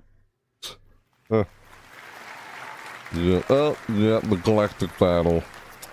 Just a few weeks ago, we launched Galactic Battle, our most ambitious Star Wars Battle Royale collaboration in Fortnite to date. As part of this season, we partnered with Epic and Team Beyond, who are here with us today, to debut the Star Wars Watch Party Island. For the first time ever, we brought a Disney Plus series in Fortnite. Darth Jar Jar. Players got early access to the first... Darth Jar Jar. Was it? How rude, that whole thing. Wait, what was it? What was the other thing I was thinking of? I don't know, I can't remember. Let's move on. As part of this season, we partnered with Epic and Team Beyond, who are here with us today, to debut the Star Wars Watch Party Island. For the first time ever, we brought a Disney Plus series into Fortnite. Players got early access to the first 2 episodes of Star Wars Tales of the Underworld before they debuted on Disney Plus. The environment went far beyond a typical linear viewing experience. Fans battled waves of stormtroopers, explored iconic Star Wars locations, and unlocked exclusive in-game rewards. We are excited about the possibilities that social experiences like these represent for the future of linear content consumption. It was a first-of-its-kind moment, and fans showed up in a big way. More than 5 million players visited the island, spending more than 1 point together. But that's not the only surprise we launched together recently. We also partnered with Epic to bring the first ever AI character into Fortnite. A historic moment for video games, and we did it with one of the most iconic characters in film. Can't believe they did that. That was cool. That was funny. For the first time, players could have real-time conversations with Vader powered by conversational AI. This experimental feature offers a glimpse into the future, showing how Disney and Epic are responsibly embracing emerging technologies to expand the boundaries of storytelling and reimagine what's possible in gameplay. Funny. Talking to Darth Vader. Innovation has always been at the core of Disney's DNA. And this moment with Vader is another example of how we're continuing to build on that legacy in new and exciting ways. Let's take a look. It's funny. You can see all that in my VOD on Twitch. You should have considered that before running around. Yeah, this is what I was talking about. I remember this when I experienced it. Why did you say all that stuff about me? Well, I guess I deserved that. It was like, when I was playing as Deadpool eliminated already? Oh. Well, competence is intolerated, like not intolerated, or something like that. I'm like, eliminated already. What the? Yeah, you'll see what I'm talking about. It's funny. Of course, we've already been playing it. That was fun when they did that. And this moment with Vader is another example of how we're continuing to build on that legacy. I'm gonna go back and watch when I experience that. Let's take a look. It was fun while I went through it. Darth, what do I do if I have 1 health? Perhaps you should have considered that before running around with a pink flamingo head. See? You insult you and such. Hiding in foliage. A tactic for the less powerful. He's crazy aggressive. Oh my god, yeah, he's insanely aggressive. He's a great distraction. Darth Vader actually put it in work. Look at that. Boss versus boss battle. Get him, Darth Vader! Get him! Yeah! What do you think of that guy, Cypher PK? Cypher PK. I do not concern myself with minor streamer's apprentice. Why is he roasting me? Darth Vader, you're funny, bro. You're funny. You're a funny guy. Your persistence is growing tiresome, imposter. Oh my god! I will not tolerate this disrespect much longer. Don't pose as him. There's 1 player left. We need to take him out. Indeed. Let us ensure this final engagement is decisive. The match is ours. Another triumph for the Empire. I love that. That was funny. It was fun talking to Darth Vader in that season. You know that season's now over. It was fun while it lasted. Yeah, it was fun. Like, oh, it's probably gone now because there's a new season. I was looking at this. Is decisive. It was fun when they did that. Another triumph for the Empire. Yeah, you can see my Twitch VODs and the experience in that. If you want to go back and see what I'm talking about when I went through it. Now, as we look ahead to the next chapter of our relationship with Epic, we're inspired by the movement Sax just spoke about. Funny. One that puts creators at the center. As part of our shared vision to build that transformative entertainment universe, bringing the creator community into this universe has been a foundational part of our plan from the beginning. We want to empower our fans to build their own experiences with the characters and stories they love. Storytelling is at the center of everything we do at Disney, and we believe there are incredible storytellers outside our own walls. That's why I'm excited to announce today that we will be bringing Star Wars to UEFN. Look at that. Wow, nice. Hey. So it's not just there for that season. Tell your own Star Wars story. We're actively working on this and look forward to sharing more. This marks an important step on our journey to transform entertainment. And the creator community will play a huge role in helping us realize that vision. Thank you, everyone, and back over to you, Sax. Guess they could do Lego Star Wars in there. Because they have Lego in there and then Star Wars. Lego Star Wars video games already.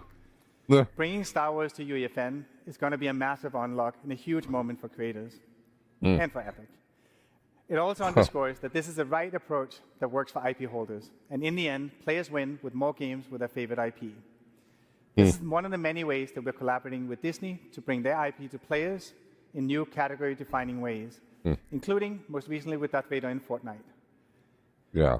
As game developers, our job is to entertain players, and AI is ultimately a tool to make games more fun and immersive. It enables infinite possibilities for two-way dialogue, just like we saw with Darth Vader. And as the next step, we want to take what we've learned and share the underlying technology with you. So later this year, we'll give creators the tools to build your own engaging AI-powered NPCs in Fortnite. That's something, man. AI-powered. AI, the things they're doing with AI, my God. And we're taking it a step further. So creators can not only drive NPC behavior and dialogue, but they can also drive the core game itself. What you're about to see is an internal prototype that we've been making using a large language model API that we intend to release soon. We've put together a demo to show how the feature can be used to enable emergent, reactive gameplay for creators and deeper experiences for players. It's a live demo running in a live environment driven by an LLM that so far has not given us a single run-through that felt the same. And the magic lies in the degree of surprise and variability that you can expect when integrating AI at a deep level into your game. And importantly, you, as the game maker, can still maintain tight control of the story and gameplay outcomes. You can try these tools in action on the show floor, but first, let me walk you through what we're about to demo. I've got Andrew Ruffini, Andrew Grant here, who's going to drive the demo. That's it. Okay. Yeah, man. That's something. Like, just this game with this engine has quite a future. This demo is going to be a kind of conversation with an AI entity controlled by the LLM. The AI character has a singular goal: make you press the red button. Really? Before you go into Fortnite, we'll jump over to the UEFN editor to show you how simple it is to set up a character for your game. Oh. Let's start by taking a look at the new Persona device that's coming later this year. This device enables you to create characters with personalities that players can talk to. You can select the type of voice and delivery you want for your NPC, as well as their characteristics.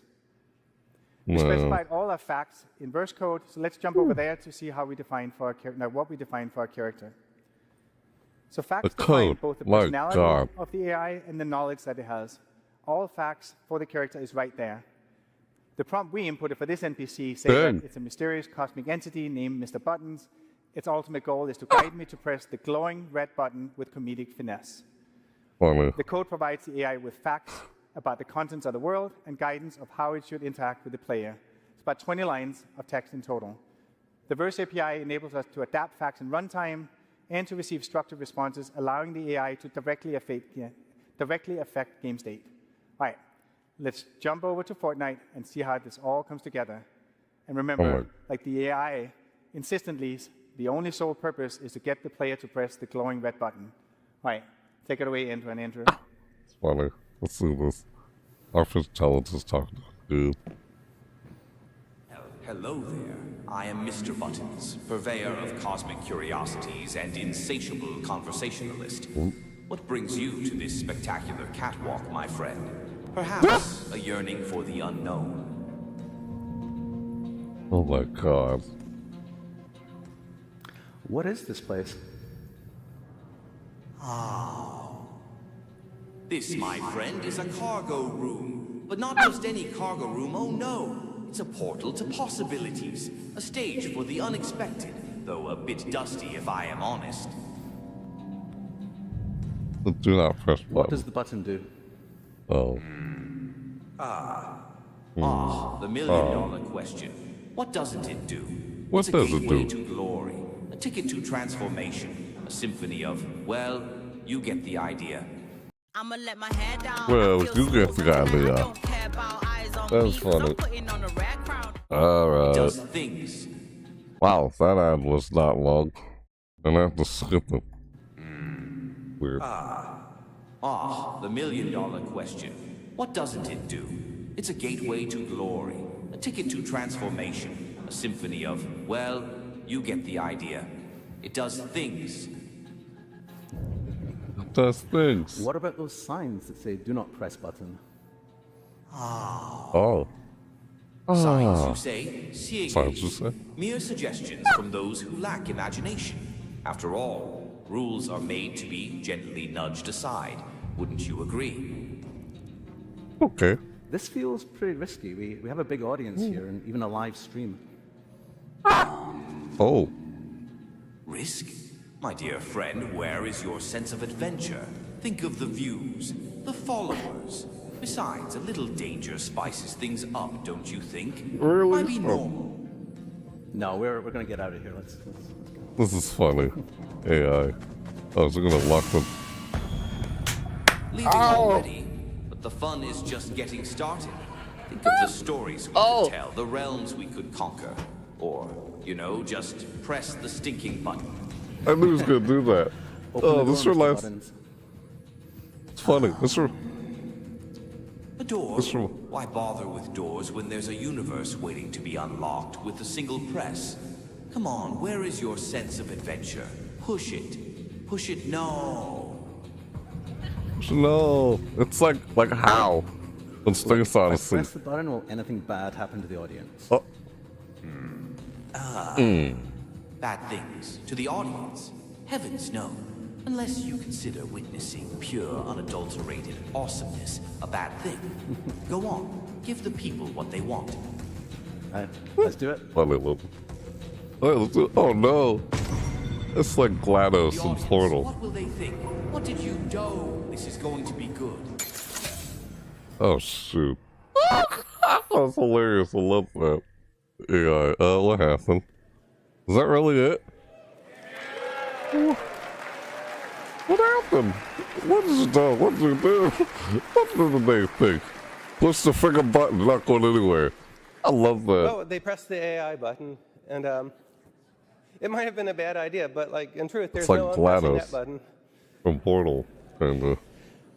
So you know, at Epic, we've been thinking a lot about what this future of AI means for us and for the whole industry. And when the world's on fire, we like to back up and remember our aims as game developers. It's to make fun games, and AI can help us with this. And so we've come to see AI as an opportunity to have a multiplying force on human creatives. The ability for a small team of indie developers to create characters with personality and infinite dialogue is a superpower. The power to accelerate code development and 3D content development of all sorts is going to make game developer better and more accessible for everybody. And right now, we've never seen a time like this in my lifetime. The world is changing ridiculously fast. And the good news is the industry is changing fast too, and in particular, it's opening up. Last year, the European Commission opened up iOS to competing app stores. We launched the Epic Games Store on Android worldwide and on iOS in the European Union. And very recently, the United States court opened up iOS to competing payment services this year. This enabled Fortnite to return to iPhone here in the United States. This is nice. All right. That court decision was a huge victory for all developers, not only Fortnite. And it means that now revenue is shifting away from useless gatekeepers and middlemen to developers who actually build the stuff. The people like us.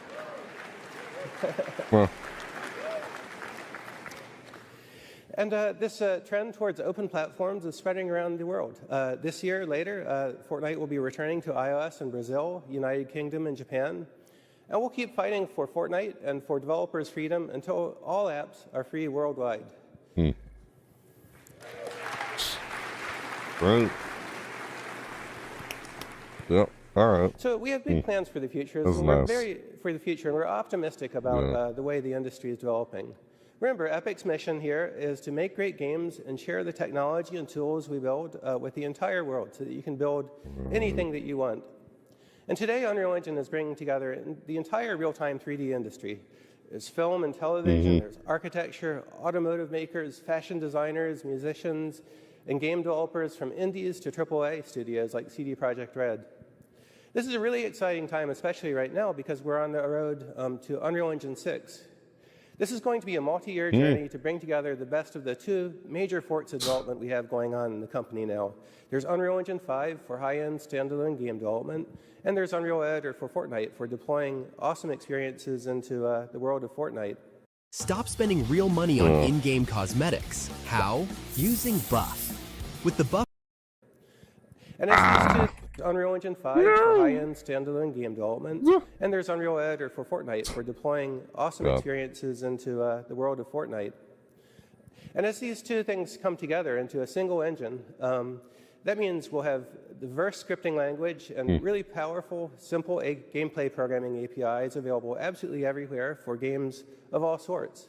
And full C++ source code will remain available for engine systems and standalone games of all sorts. So the idea here is that we'll be able to build games and then deploy them anywhere we want.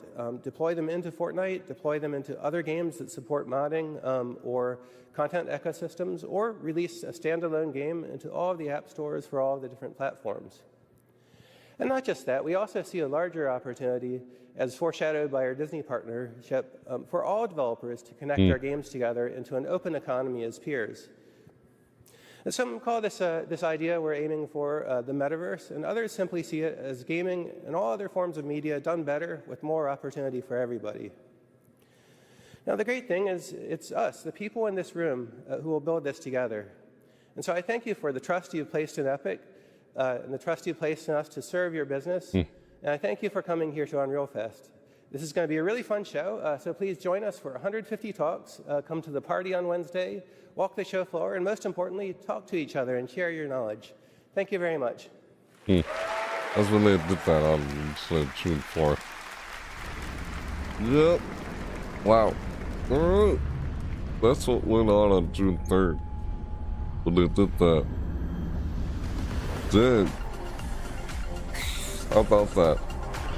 That's what they have going on for Unreal Engine 5. It just said Unreal Engine 6. That's amazing. Unreal Fest. Yeah, like all that stuff they're doing for Unreal Engine with Fortnite and such. I mean, I have to be honest, I don't really do much on the Epic Games platform. I had used Unreal Engine before, and I guess it was difficult or something at the time when I was using it. A lot of what I saw there, yeah, that makes some things a lot more easier, for sure. Like you just mentioned Unreal Engine 6. Really? Yeah, yep. Yeah, this is, of course, they're using AI. Everyone is getting in on the whole AI thing. Everyone is, yeah. But this is what happened on June 3rd. Yep, June 3rd. You know, I missed it, and now I just saw it. Yeah. Neat. That was something. Yeah, no, Darth Vader was the first AI we used in there. Yeah, the whole AI push the red button thing. That reminded, I got some, Portal from Valve, like GLaDOS from Portal. I got some GLaDOS, like, Portal vibes from that. It's funny. It was just AI, it wasn't, the GLaDOS was voiced by an actual person, who also voiced the administrator in Team Fortress 2. That's who, yeah, I'm trying to remember names. But yeah, that was neat. The fact that you can do stuff like that. I like how you can use AI to just help you code programming. But, well, maybe you don't have to worry so much about coding, but I'd still like to at least know, so I can do a bit of that stuff myself. Like you probably guys hear me talk about or say throughout my videos, because that's the only thing that's kind of where I'm unable to really do anything with it if I was going to try and develop a game or something myself. I know how to do all the other stuff when it comes to game development. I just don't know how to do programming yet. It involves math, and math's never really been my strong suit. That's the problem there. So it's like, well, they have AI now, and only you can use AI to help you code something. You have to kind of teach it to do that or program it to do that still somehow. Yeah. Looks like you can do that now. They kind of showed you can do it through Unreal Engine. Dang. That's something. Yep. There's quite a future coming for them. Man. Alright, so that's something. Yeah. Yeah, alright. So, anyway. Yeah, I'll be honest, Fortnite's probably the only game I ever touch on the Epic Games platform. Because I pretty much had everything on Steam already, and it's like, I don't know. Nah. Dude, I barely touched anything on there, aside from the Unreal Engine, which I said I've already used before. Like, yeah, they mentioned Unity at one point. That was because of the what? The MetaHuman thing? Or Fab? Yeah, I remember that stuff. Alright. So, that's it. That's it for me reacting to State of Unreal. Now, let's move on to the next showcase that I was going to react to. But, missed out on it, but now I was going to try and react to it in this reaction video. State of Play. But yeah, I finished with reacting to State of Unreal, so now I'm going to react to State of Play in this reaction video. The other reaction, well, that was the other showcase I wanted to see, but couldn't see it because I was at work at the time. But yeah, I was going to see it for reacting to this day. So, here we go. So, State of Play, PlayStation. This one's only like 55 minutes long. So, yeah, this won't be as long as that one. So, alright, we'll go. Let's begin. Starting, let me just pull it up on screen here first. Here it is. Alright, State of Play. Alright, yep, it happened on June 4th. Yeah, that was 2 days before Summer Game Fest happened. Yeah, I was also at work when Summer Game Fest happened. If you've seen that video, you know what I'm talking about. So, alright, we'll go. Let's begin. Let's see what Sony was doing with the PlayStation or whatever. I'd like to check this out. So, there we go. Doing reaction. Now. Start. Hit play. Here we go. Reacting to State of Play. 125. Alright, let's do this. This is the next and last reaction. Well, showcase I'm reacting to in this video. State of Play. Okay. What's going on? Like, what are they doing?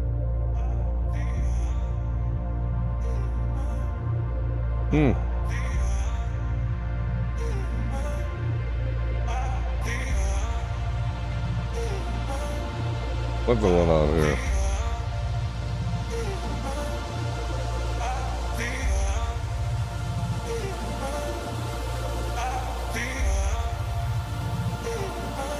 No idea. I just want to see what they're doing. Period. Love is making You know. waves, emotion running through our veins. Heartbeat. What is this? Love is making waves. Huh. No idea. What in the world? This is weird. Nah. The Tetris. I don't know.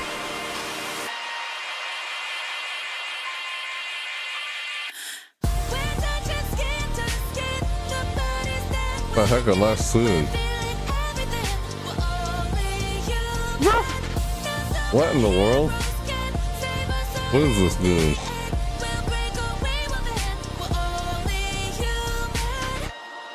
Emotion running through our Luminous. veins. Arise. Heartbeat. Love is making waves. They just threw into us just like that into a game. Alright. PlayStation Lab, yeah. Luminous. Hello from Enhance. I'm Tetsuya Mizuguchi. ディレクターの石原隆です。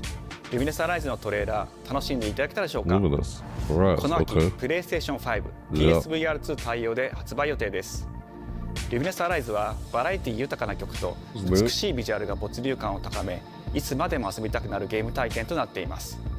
その世界はとても心地よく、プレイヤーを共感覚の世界へと導きます。まあよくある普通のパズルゲームってことだよね。テトリスエフェクトを一度遊んだことがある人はわかると思いますが、ルミネスアライズはただのパズルゲームではありません。夏にシングルとマルチプレイの体験版を配信予定です。ぜひ皆さん手に取って遊んでみてください。Thank you and enjoy the rest of State of Play. State of Play, yep. Earlier did State of Unreal, now doing State of Play. All in State of. I like how they did that. Yeah, this was on June 4th. Wednesday. That's when this happened. What comes after dreaming? The future. Wanted to see this. It isn't just a dream. It's a promise. One we're turning into reality. With our third generation of Luna filament and advanced generative AI, we're reshaping the line between dreams and reality. We create life for our future. Right?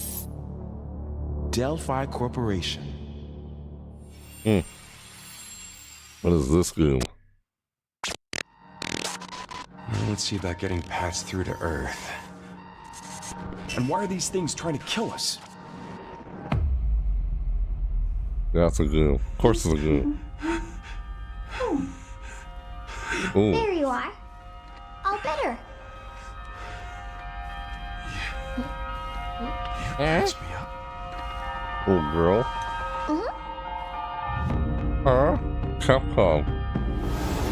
Oh. I am DI03367. They are pragmatic. Whoa, hang on a second. Don't you have a name or something? I'm good. Get behind me. I think I can help. What the hell? Targets identified. Neutralizing threats. Neutralize us? Looks like we're gonna have to fight our way through. A little AI Bypassing first girl. and second firewalls, hooking control protocols. Initiating or something. What the heck? Pragmata? Hey, D.I. I said I am Okay. Look, how about we call you Diana? Oh. Diana? Looks like an AI. Little girl or something. Oh. What? Happy 2026. It's real. Okay. That was interesting.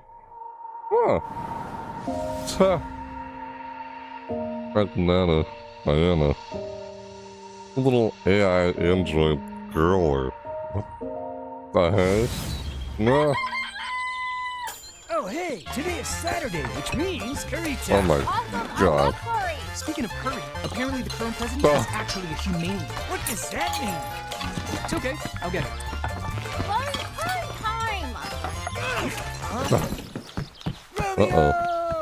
Romeo! Stay with me! Grandpa, I'm gonna die! Romeo, listen up! You're gonna die in about 15 seconds! Seriously? Seriously, don't worry. I made this just in case. The Dead Gear Life Support System. Don't move, okay?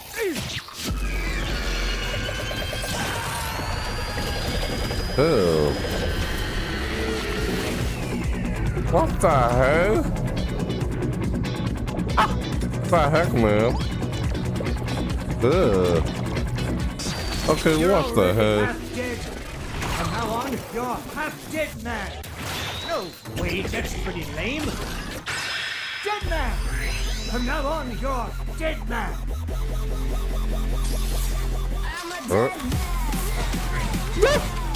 What the heck?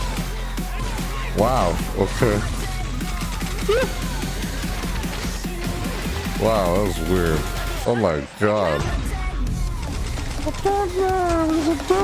Oh my god, this is weird. Jesus, oh god. Golly. Ah! Shredded. Here's a dead man. God dang it. The mess. Ultraviolet. Yep, look at that. Oh my god. Ow! Golly.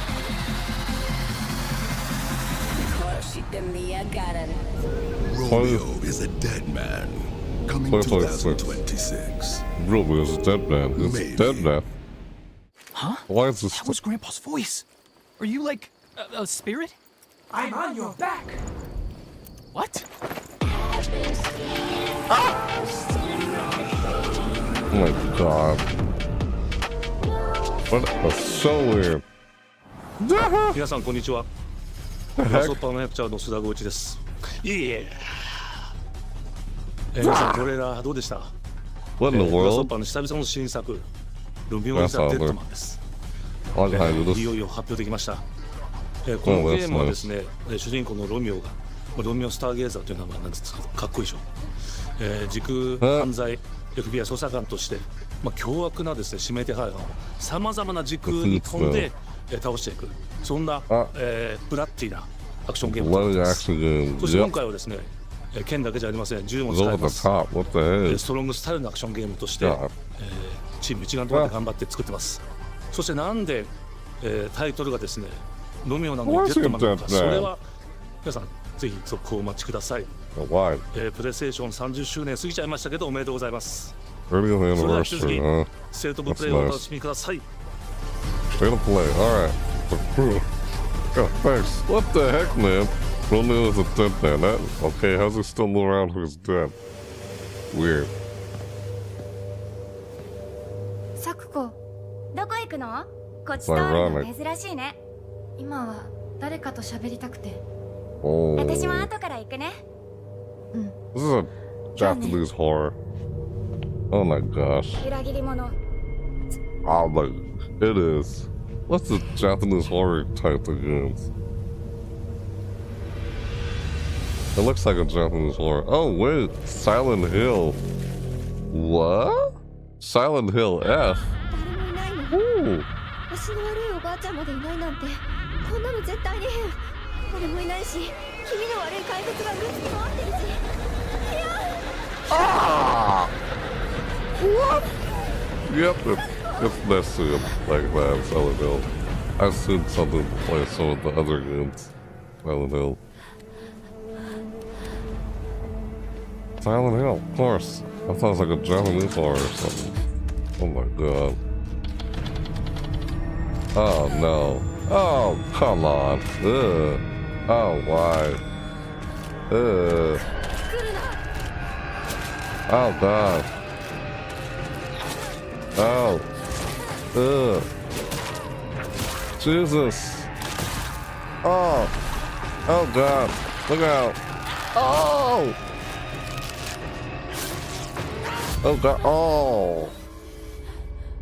There's a dream. Okay. Oh. That's not. Oops. Silent Hill F. ひなこはいいよね。何でも持ってる。Jeez. そんなあんたがいなくなってくれるんだからせいせいする。What the hell is going on? That's. Ugh. That's Uncanny Valley. Oh, Jesus. Uncanny Valley effect. Walk around like the unknown. You hate the dark.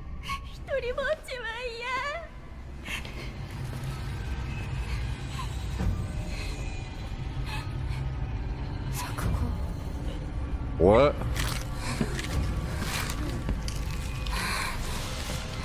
Hello, Bob. Oh, come on. Oh, shit. Ew. Silent Hill F. The trailer. Wow. And then after they released a remake of Silent Hill 2, they did come out with this. 2025. Coming to PS5, September 2025, 2025. Yeah, I've never played a Silent Hill game because they're all on PlayStation. It's one of those games I thought I wanted to try and play, but since I don't have PlayStation like I used to. Yeah. The castle has been sighted again. The church's orders are absolute. These human sacrifices must be stopped. We will track the ethereal castle, break its gates, and exterminate the creatures that dwell within. The Demon Lord himself will fall by our hand. This mission will test the limits of your courage. You will face horrors beyond your darkest imaginings. Beasts that defy reason. Creatures born of pure darkness. What the hell? Oh. Okay. Ow. I think I already saw this game. Did I? Kind of Castlevania, like Metroidvania, like.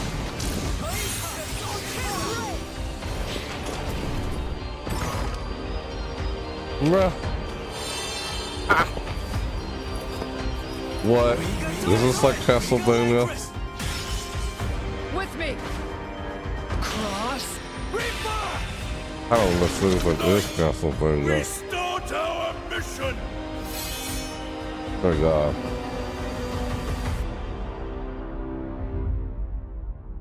Till death destroys our what? Bloods? Oh, it's the Bloodstone. Silent engagement. Yeah, Bloodstone. Right. But then, wasn't there already like a Bloodstone something game already? Never mind.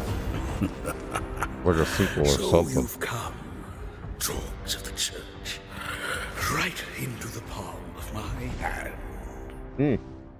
Like it was inspired by Castlevania, like. The visuals of Shinjuku that I'm seeing are a hellscape I can't quite put That's into what I words. got from that. Looking You've at it. somehow Oh. been sent back in time 8 years. But the situation here is critical. Persona or something? The what? Digimon story, what? Oh. Our ultimate mission is to uncover the causality between these anomalies. Huh. It's probably a phase electron life form. Is that what you call us Digimon? I'll always be right here with you. Who exactly are you working for? I remember you guys. Who or what is that? You really don't know anything about the digital world? We have been enemies for years now, but this is the first time the Titans have launched an attack on this scale. Digital Most monsters. of the anomalies we've been dealing with stem from Digimon. It seems the upcoming battle is truly unavoidable. The world on this end is running out of time. If the gate is opened with the digital world in such a state, the human world will most certainly be affected. Do the Titans not care about the end of the digital world? No. Stop it! That egg is very important! Yeah. Digimon. That stands for short for digital monsters. The world or, tree has you been know, attacked. It is just as Pokemon. That's pocket monsters. We can't protect it. Yeah. We must protect the world from them. For this purpose and this purpose alone were you born. If that thing opens, we will be swarmed by Digimon. Okay. Please, everyone, lend me your strength. Everything's riding on to you. move forward into the future. We must fulfill our mission. Okay. Agent. 2025. October 3rd, 2025. Oh, later this year. Okay. Digimon what? Digimon Story of Time Stranger? On PlayStation Time, yeah. Square Enix.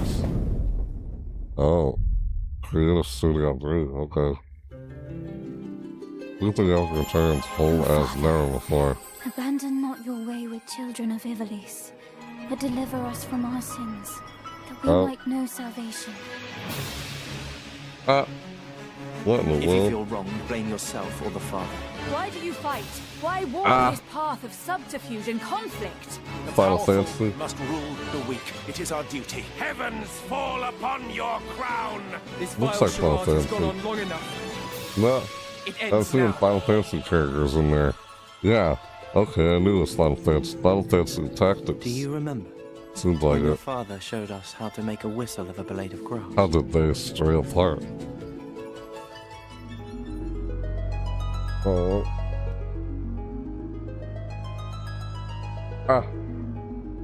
Final Fantasy Tactics. And Alice Chronicles. Available September 30th, 2025. Hi everyone, I'm Sean Benson. And I'm Sid Schumann, here to deliver news and release dates for games coming to PS5 later this year. Yeah, it's all PS5, PlayStation We hope you exclusive. enjoyed that first look at Final Fantasy Tactics, the Evil East Chronicles. Voice Chronicles. The game Of will course. include 2 versions of the original PlayStation Classic. The Yes, I enhanced have one. I version, can't really which play features this game. improved graphics, fully voiced dialogue, refined gameplay, and much more, as well as the classic version, which brings a faithful recreation of the 1997 original to modern consoles. Why they do that? Final Fantasy Tactics: The Evil East Chronicles launches on PS5 and PS4 September 30th, and will be available for pre-order later today. Yeah. Okay. This That's next game nice. is something really special. Mm. When I first played it, I laughed so hard I almost barfed. Let's check it out. What? But is there maybe just toilet? Toilet? Yeah, I just need to pee. Oh my Badly. god. Normal. This Let's go again. behind this bush. I'll wait. I can run away. Pea shy. No. Yeah, no, you don't want me watching. You can watch. Not In baby this steps, again. all you have to do is carefully place one foot in front of the other, which is easier said than done. This Main is so character Nate stupid. requires some pretty deliberate movement to make even the simplest progress. It's a captivating open-world experience filled with oddball characters. Here we go. Knock up. Oh, no. You found it even without a map. The best toilet on the mountain. Oh, good. Definitely check this one out when it comes to PS5 on September 8th. Silly. That's on computer. It's not just on PlayStation. Yeah, I've seen that already before from earlier showcases. Well, this was the earliest Hirogami showcase. is a unique action the adventure time. title from Bandai Namco Studios. The later Singapore. showcases, actually. I've seen that, but this In sounds this so journey to silly. save your origami home, you'll transform into paper shapes with distinct abilities, including a paper airplane, a nimble frog, a Ah, hardy armadillo, this and this a game. powerful ape.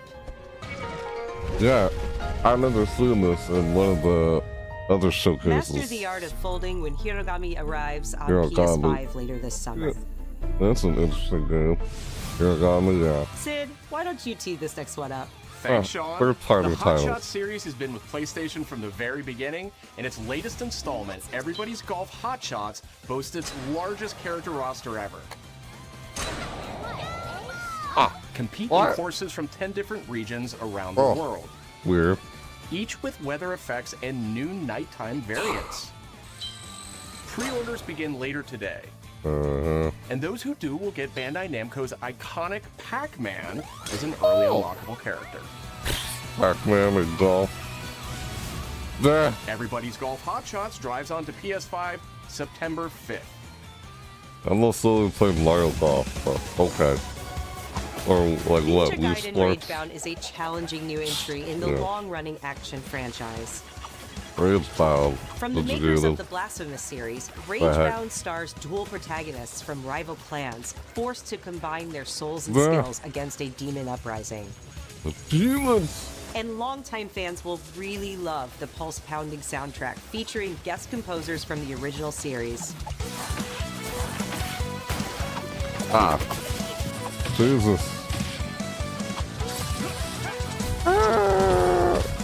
It's like a Metroidvania or something? That's really good. Ninja Gaiden Ragebound arrives July 31st on PS5 and PS4. It's a third-party title. Come on, that's on other consoles too, right? From the Oh, game the other makers, stuff Cairn says. is a survival climbing experience where you must Oh, carefully this? plan your ascent up a deadly mountain. Yeah. I remember seeing this game on the later showcases. Manage Yeah, I'm balance starting and to see stamina this to here. discover secrets. Hey! I'm too. Hey, wait for me! Encounter other climbers. I'm Marco. Nice to meet you. And survive the harsh conditions of the climb. Yeah, I'm pretty good.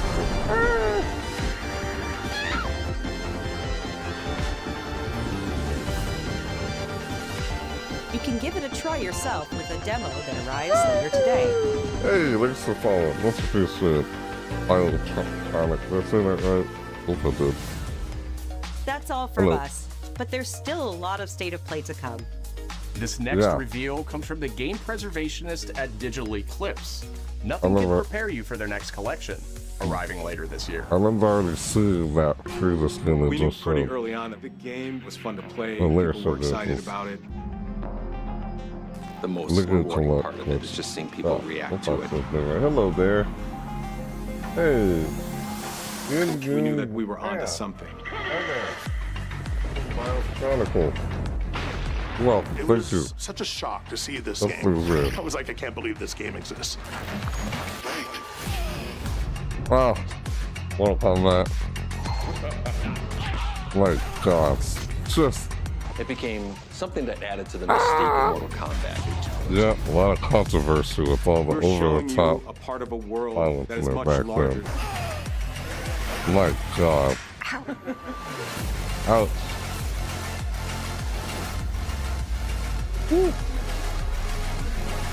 Yeah, play classic titles, including arcade consoles, and play on that on PlayStation. Online play, There was so no go back, template to my make the code. games. Wow. It's a bit of the Wild West. Did that again. Every part of that game is an expression of who we that's were and what funny. we wanted to do. Mortal Kombat Legacy Collection. Weird. Victory. That's nice. Prepare yourself. Victory. 2025 wishlist now. That's cool. That's nice. Wow. Yeah. Some of the stuff was already on other platforms too. I saw in the later showcase. Yeah, I don't have a PlayStation. You used to have PlayStation since PlayStation 1. Not that it would be interesting to play on another PlayStation console, it's just first fight stick made on PlayStation. Yeah, because fighting games on the PlayStation, yep, like Street Fighter 6 has been out. Konami Digital Entertainment presents this. Ah, No, he's close. Metal Gear Solid. Ah! Find him. We're under fire. Enemy Oh. position unknown. Metal Gear Solid. Loading like this. Solid It's a Snake. revolution. I've been revealed. Baby. Oh God. You won't get away from What me. the hell? You to taste some real pain. What's the matter? I'm over here. Go back to your own world. What? It was so weird. Ow. A solid snake. Ow. Jeez, Metal Gear Solid. What's that? Snake Eater. Oh. Oh my God. No, not those monkeys. Ah! I remember those things. They're so weird. Oh God. Wasn't this game already out? Metal Gear Solid Snake Eater? Like what? 8? 4? Looked like it's just a remastered an older game. Nah! That's so weird. Ah! Yeah, and more. Kojima, he created Metal Gear Solid. Spirit That's stones. old. Yeah. Wasn't that Shining old game? stones imbued with humankind's never-ending dreams. Since time immemorial, this power has been the impetus for human wars. Okay. Two Ninja. Some of these games are on other platforms too, not just PlayStation. Because it's State of Play, you know. They're gonna say it's on With the PlayStation. presence of Aratama. Oh my God. What? What the heck? Ah!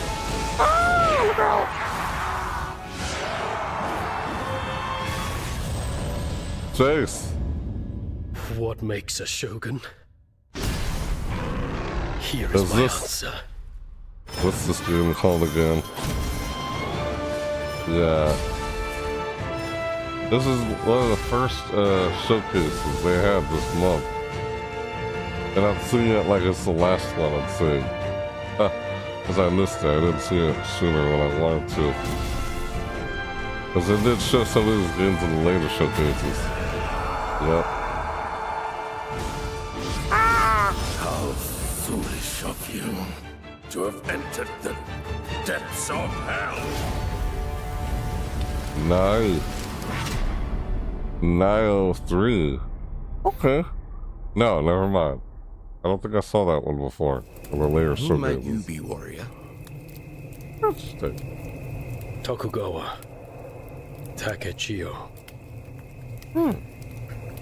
I have no idea, but probably some people already do. I'm just saying. Early play 6. What am I saying? I don't know. 戦国シニゲーシリーズ I'm の最 assuming 新 that. 作「ニオ3」をついに発表させていただきました。今作のアクションはシリーズおなじみのサムライスタイルに加え、 Ninja 新たに style, 忍者 just スタイルを追 well 加、 known より samurai 多彩な style, 戦闘を楽しめ more ます。 diverse combat experiences.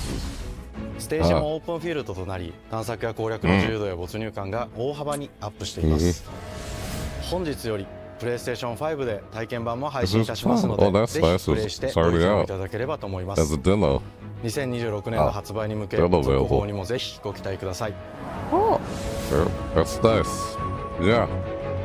2026, we know they have a demo out for today. Oh, demo available today. You know, it comes out, the game itself comes out in 2026. Yeah, enjoy that if you got PlayStation. No one knows how old the Yep. city really is.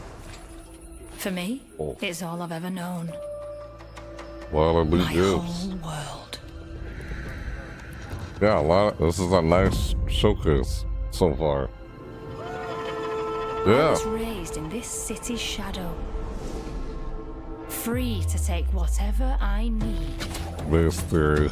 to survive. The VR. The PlayStation VR.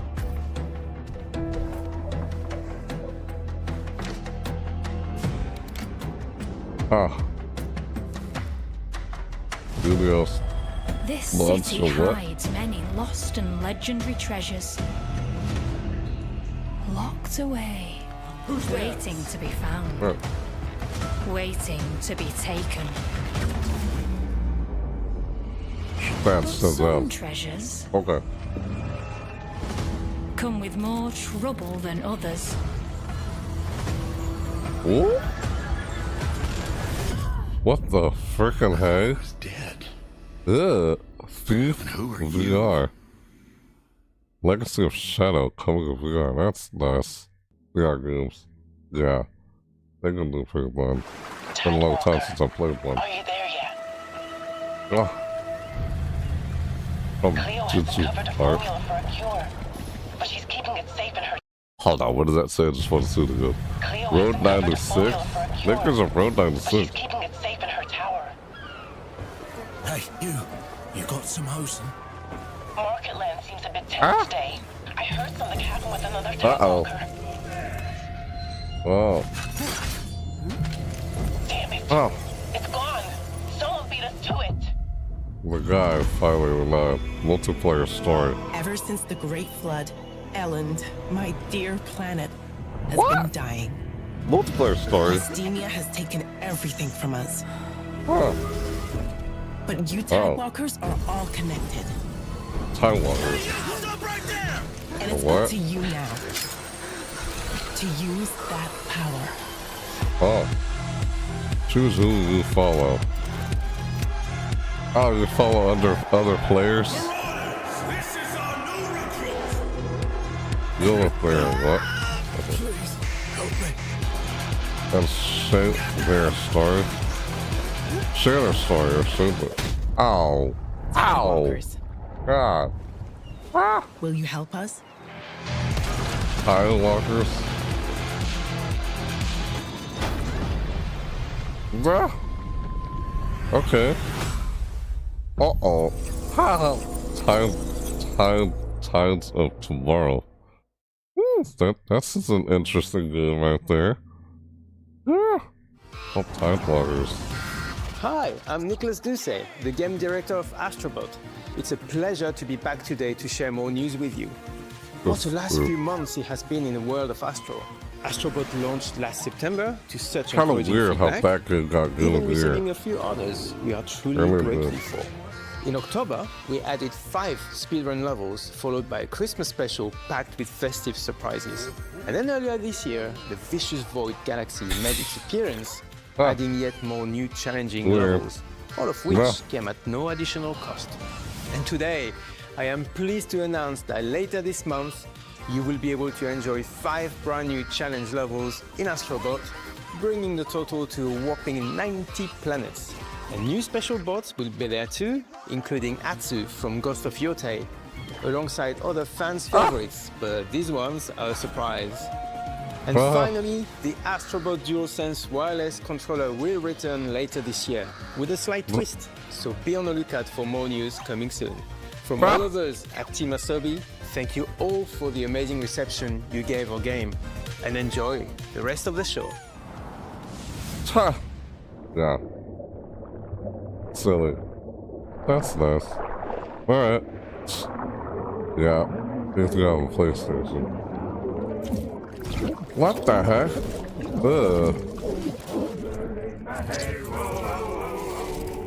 Silver Maze.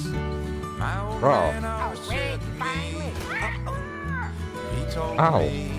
What? The heck? Ah! Why does this look familiar? Sequel. Right?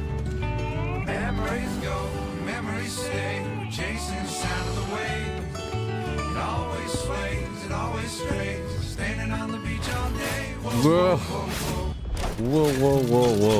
huh? What the heck?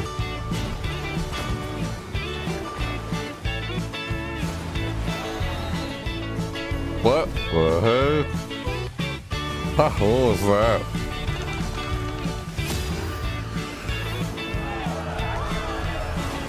Ah! That was big. Uh-oh, look out. Oh! Oh. Hello? Ah, mermaid. Oh, okay. Oh, that's a shame. It's a mermaid.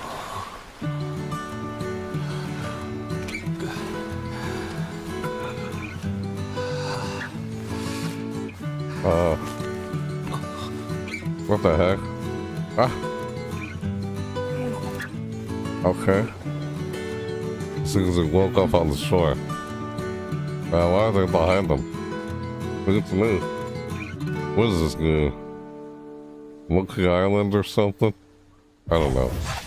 Sea Remnant. Oh, Sea Remnants. I already read that. Yeah, I saw that a while ago. Now I just see it again.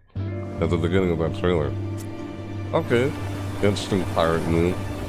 Oh. Atsu the Pathless Journey. It's like a sequel to our existing game. Oh.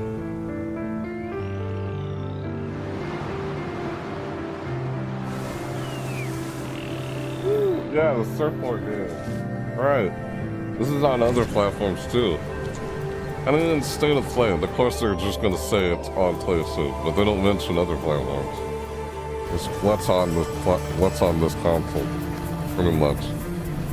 You know, yeah, I saw this in other showcases. Later showcases showed this too. It's an indie game, yeah. First game. On PlayStation. That's nice. Yeah, the whole surfing thing. Well, like snowboarding. Yeah. Nah. That's nice. Look at that. Oh. Snap. Uh-oh. Sword of the Sea. Yeah. August 13th. I saw that in the later showcases. You know, this is the first one of this month. Hi everyone, I'm Kristen Zatani. That was a new look at Sword of the Sea, a visually striking adventure from the team behind Abzu and Pathless. Yeah. First one We're excited after to announce State that of Sword of the Unreal. Sea will launch this summer into the PlayStation Plus game catalog. Launching in the good catalog. Okay. On June 17th, Oh, Remedy God. brings otherworldly action to game catalog with FBC Firebreak.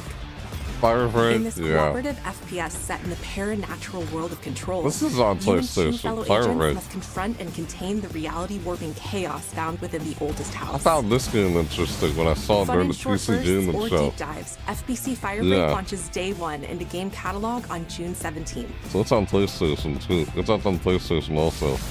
I mean, it's on PlayStation Plus PlayStation Classics 2 like catalog also. welcomes several new I titles didn't this mean summer. PlayStation 2. That's The not what I PS2 meant version when I of said legendary 2. immersive sim Deus Ex Deus arrives Ex? June 17th. Ooh, that's nice. In July, Uh, Twisted Metal 3 and Twisted Metal 4 join the service just in time for the second season premiere of Twisted Metal, which arrives July 31st in select countries, including That, Peacock yeah. in the US.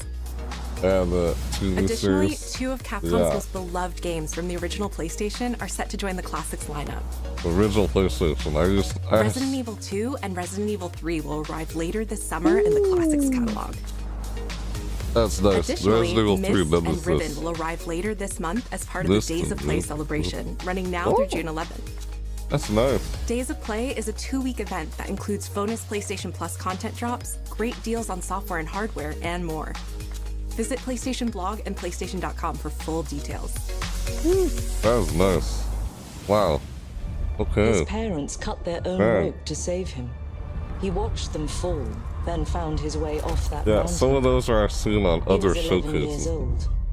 He then Seriously. started a grand tour of Okay. every major boarding school in Britain. Always at the top of his class. James Always Bond. at odds with authority. Same thing in the Navy. His That James Bond superiors again. all praise his instincts. And they're all in need of early retirement. Nobody knows what to showcase. do with him, Mom. No, and The I suspect he AOS feels the showcase. same way. But what he did in Iceland... Yeah, What I've he seen this did trailer in already. Iceland was insubordination. Yeah. It was ill-disciplined, Oh. utterly reckless. He only survived thanks to blind luck. Give me one Younger good reason to put him in the James program, Bond. Mom. I think you just covered them all, Greenway. What? It's really quite simple. Bond is a bullet without a target. Let's give him one. I love that. It's like, that's younger James Bond. Do you have His an origin. appointment? The name's Bond. Yeah. James Bond. First flight. He's Is with what me. they called it. You are? First Don't think flight. we've had the pleasure. Now let's not get ahead of ourselves. I saw this during the IOI showcase. Or again. A little bit shoulder. It's also on PlayStation, which is nice. We got PlayStation. We're facing Yeah. a situation of the utmost delicacy. I need all my pieces on the board. Ah. 009 is a master manipulator. Whatever the end game is, we won't see it coming.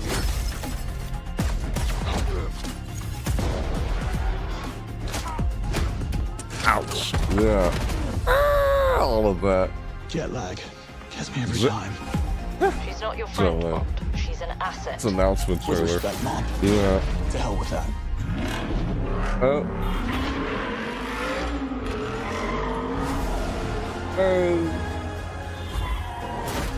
Yeah.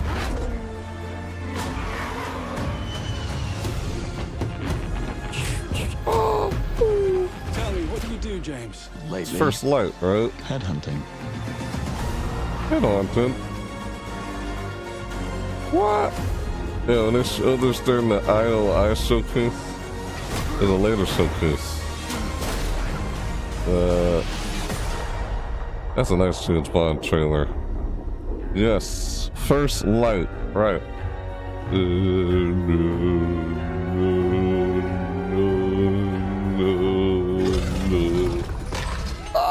Crocodile suit. Another teachable moment.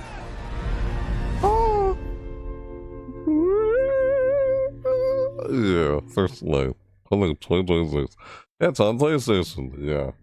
I remember seeing that in the later showcases.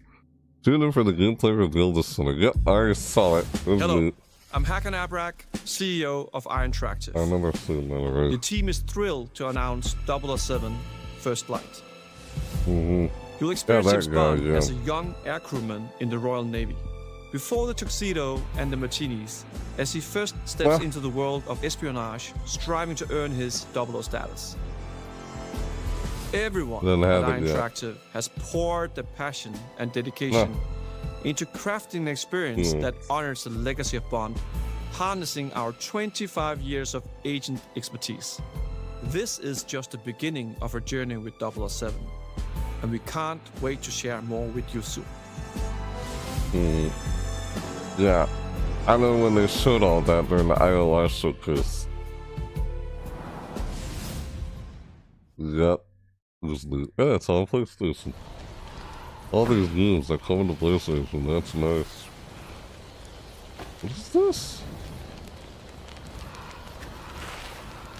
Oh.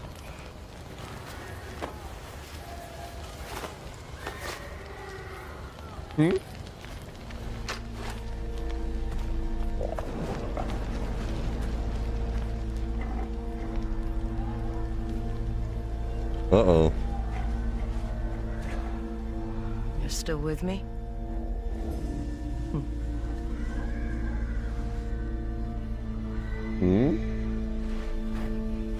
What? Oh, the wolf? Talking to the wolf.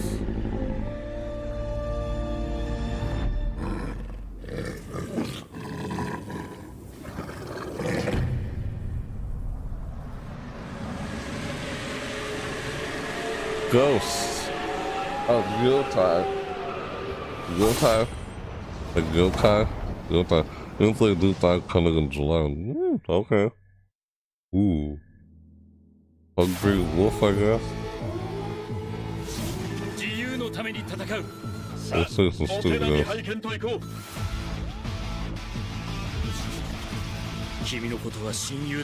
What's this? Hey! I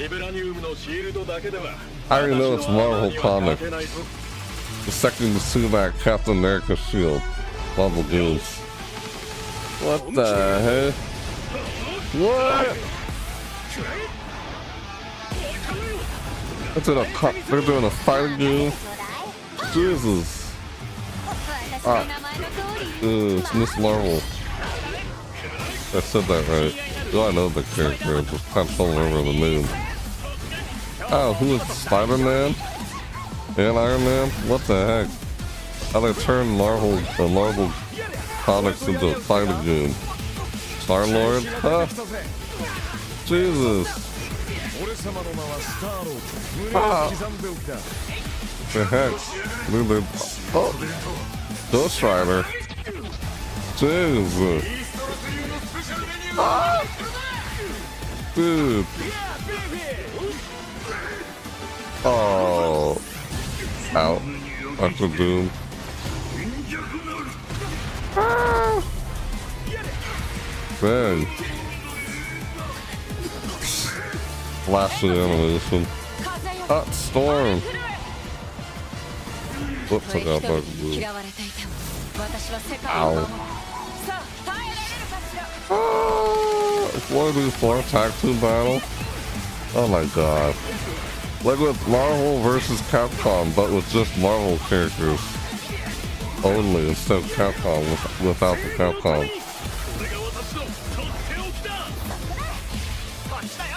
Why I forget that character's name? Is it Miss Marvel? I forget. I know it's Marvel something. It's not Captain Marvel, I know that.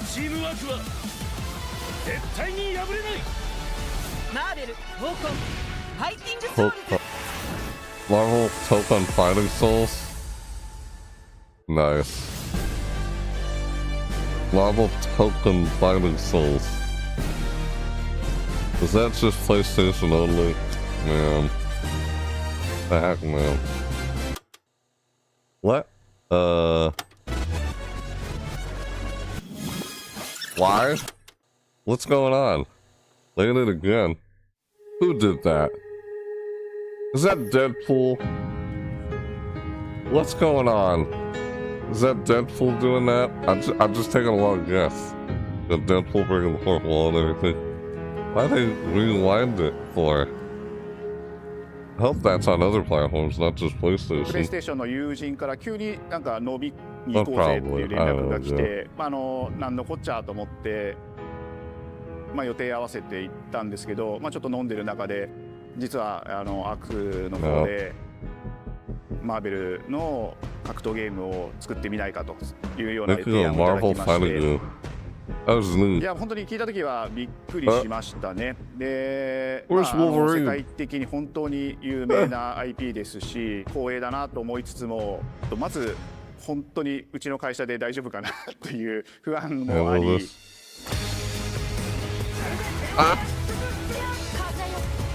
There's a Ghost Rider in there. What the hell? Japanese. What the hell? The inspiration for working on this project really came from a place of pure fandom and wanting to say, why isn't PlayStation in this space? So PlayStation approached us with this vision to bring Marvel back to the forefront of the tag fighting genre. And that got us really excited because we had worked with them before on successful stuff like the Marvel Spider-Man franchise with Insomniac. When it came to approaching Marvel, we have to kind of first float the idea and let them know, hey, you know, we're thinking about approaching a company like Arc System Works to make a fighting game. We'd love to partner with you to do this really great collaboration. Would you be interested? When they named the developer, that really perked up our ears. It's always refreshing to work with a team that will take on the challenge of tackling Marvel, putting their own spin on it, and then just uppercutting that challenge into the stratosphere. And that's what you get with this team. I mean, they couldn't make something boring if they tried. 社長からも本当に作れるんだったらぜひやりたいでっていうことを言われました。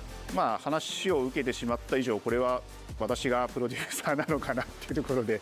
The tricky thing is that most fans, including myself, Ghost see Rider. this as a sacred genre for Marvel. The tough part is finding a partner that's crazy enough to take on the task, because you either do something like this big and bold, or you don't do it at all.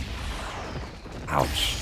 I feel like I have a good grasp on their art style and how they would approach certain IPs. You come in with your kind of own expectations of, here's what I would expect to see from Arc System Works when they take on a Marvel IP. And what came up was something that went beyond that. Still Marvel IP.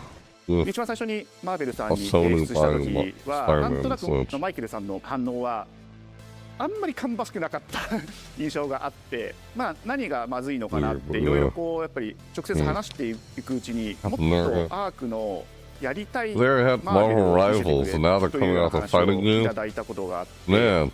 I remember personally the first time I saw Iron Man was really when I felt we had something special. なので今回アイアンマンのデザインを皆さんご覧いただければ分かると思うんですけども、かなりこう日本らしいシステムはボックスらしいデザインっていうのが出ているかなと思うので、マーベルの皆さんの反応がすごく良くて、あ、これなんだみたいないう感じで。Iron Man is supposed to be the sleek fighter jet, think luxury race car mixed with a brick house. And the fact that they added anime mech elements to him just felt really naturally at home. One of the mantras that we have for this project is from Japan to the world, and really trying to take not just the IP but gameplay mechanics and say, what can we really take from Japan, the creators are doing awesome work here, and bring that to the global platform. 特別なところいっぱいあるんですけど、本当にやっぱり強調すべきは、格闘ゲームのチームバトルの中では4対4というのがまず本当に意欲的で挑戦的なところというところと、Art looks at these Marvel characters, it's not simply just the visuals, it's also the gameplay mechanics and adding in that what is that pop? What is going to be something that's different? Up until now, you've seen tag fighters that have 2v2, 3v3. We felt like we just had to go 4v4. And in doing so, we found a lot of unique and fun ways to change up the gameplay that I think players are going to be very excited to see. 今回4対4という革新的なところにチャレンジしている中で4キャラクター練習しないと勝てないんじゃないのとか安心してください。Learning 4 characters is extremely daunting, but the team at Arc System Works has found a way to design a system that adapts to your playstyle. So you could either duke it out as just the leader and 3 assists, or you can tag in your assists to swap the leader and change the matchup on the fly. I don't think a lot of people thought this day would be here, would come. That's kind of similar to the whole tag team thing with Marvel vs. Capcom. And I'm excited that we get to be able to share it with all the fans out there.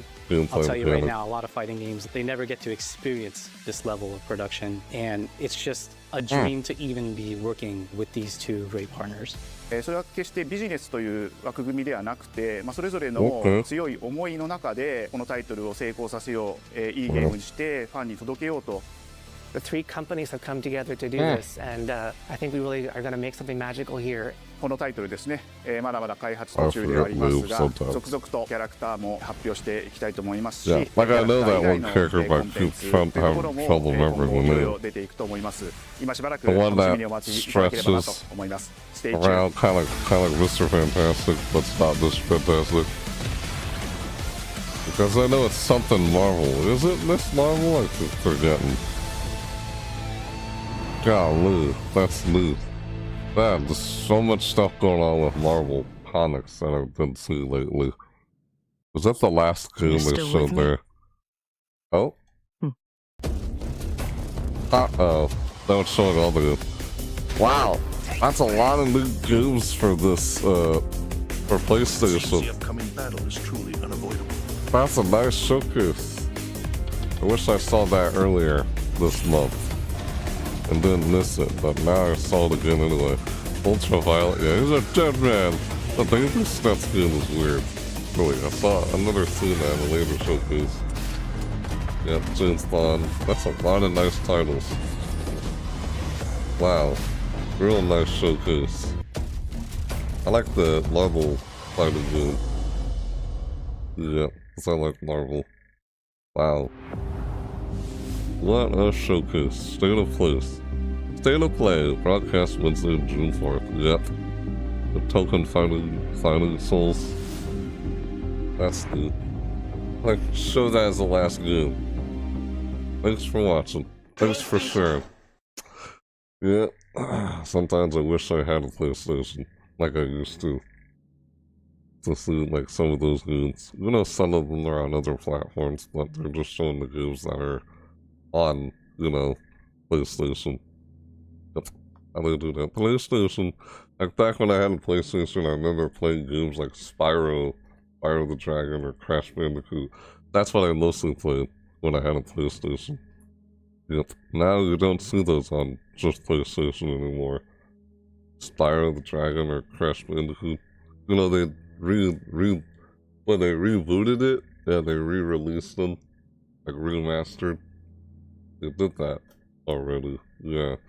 With Sammy Trilogy, or whatever they called it, I forgot. It's something like that. Yeah, wow. That was a good showcase.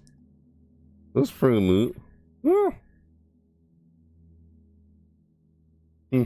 Yeah, Maximilian, dude. Literally, I didn't see him react to it. Because I guess I wanted a reaction to it first before I see his reaction to it. Yeah, that guy. He was saying something about the Marvel fighting game. I didn't see what he said about it. Yeah, that guy covers fighting games. Maximilian, dude. He covers fighting games. Yeah, anyway, so... Wow, so that's it for State of Play. Yeah, sometimes when I watch State of Play, I'm like, man, I wish I had a PlayStation. Sometimes. Yeah. And some of the, like, one of those reasons is because, like, oh, the Spider-Man games. I'm like, God, hate how Sony buys Spider-Man, even though it's still a Marvel Comics IP and such. Yeah, you still see Spider-Man out some Fortnite somehow. It's like, oh, Disney doesn't own Spider-Man, Sony does? This is weird. Marvel Comics. Yep. Hang on. Excuse me. Alright, anyway. Yeah, I don't know what I was doing there. That was weird. So, yeah, that was me reacting to That was my reaction. That was me reacting to State of Unreal. That was the first thing I reacted in this video was State of Unreal, and then I reacted to State of Play. Both titled State of. I like that. That's funny. Yeah, State of Unreal came out on Tuesday, June 3rd. And State of Play came out June 4th. That was earlier this month. Yeah, it was earlier last week. That was neat. Wish I saw those earlier, but no, it didn't happen. But now I still saw them anyway. Glad I did. So now I guess I could say which showcase was the best or something this year.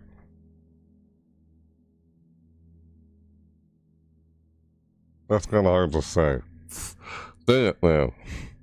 I don't know, somewhere in between. But I know most of those games that I mean, it's a PlayStation like showcase. Of course, they're gonna just show the games that are on PlayStation, you know, and they're not gonna mention like not all of them are exclusive to just PlayStation. Not all of them. Like the Daily Steps one, that's like, isn't that made by the same people who did Getting Over It? The game called Getting Over It, that rage game that's super hard. Yeah, but Getting Over It, that game was I still haven't played that game yet. I know some other people play it.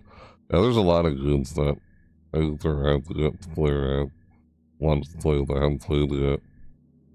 Because of the content I already cover on that channel over season events. I guess there's other reasons too, but who knows, it is what it is. I kind of changed up things on how I'm able to do things. Yeah. And yeah, there's lots of different reasons why, but how things are. So yeah, it was neat. I liked both of these showcases. Glad I watched them. Finally saw them, even though I didn't see them earlier. Unreal, yeah, State of Unreal. That's neat what they're doing with Unreal Engine. Yeah, dang. Wonder what they're gonna do for Unreal Engine 6. Man, yep. State of Play, those are some nice games on PlayStation if you own a PlayStation. Yeah. I'll have to look more into that Marvel token. What was it called? Marvel Token Fighting Soul or something? God, I forgot what it was called. Shoot. Huh. Yeah. Wow. That's weird. What is this one compared to this one? Yeah, did they do 2 separate videos of him reacting to State of Play? Weird. Full stream and this one. I don't know, weird. I'm doing thumbnails of 2 separate videos of accidentally dudes reacting to State of Play. Yeah, anyway.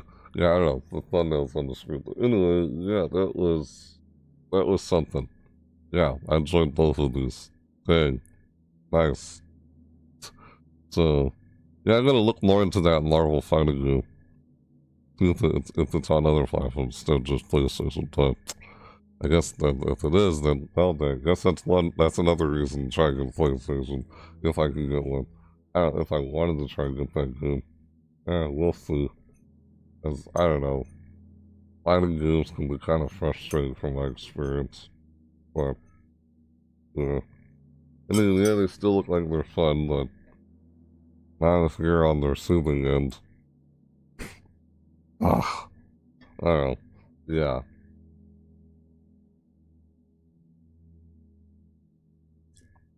I don't know, it's weird, but anyway, yeah. I don't know, if you try to say something else, like I want to say something else here.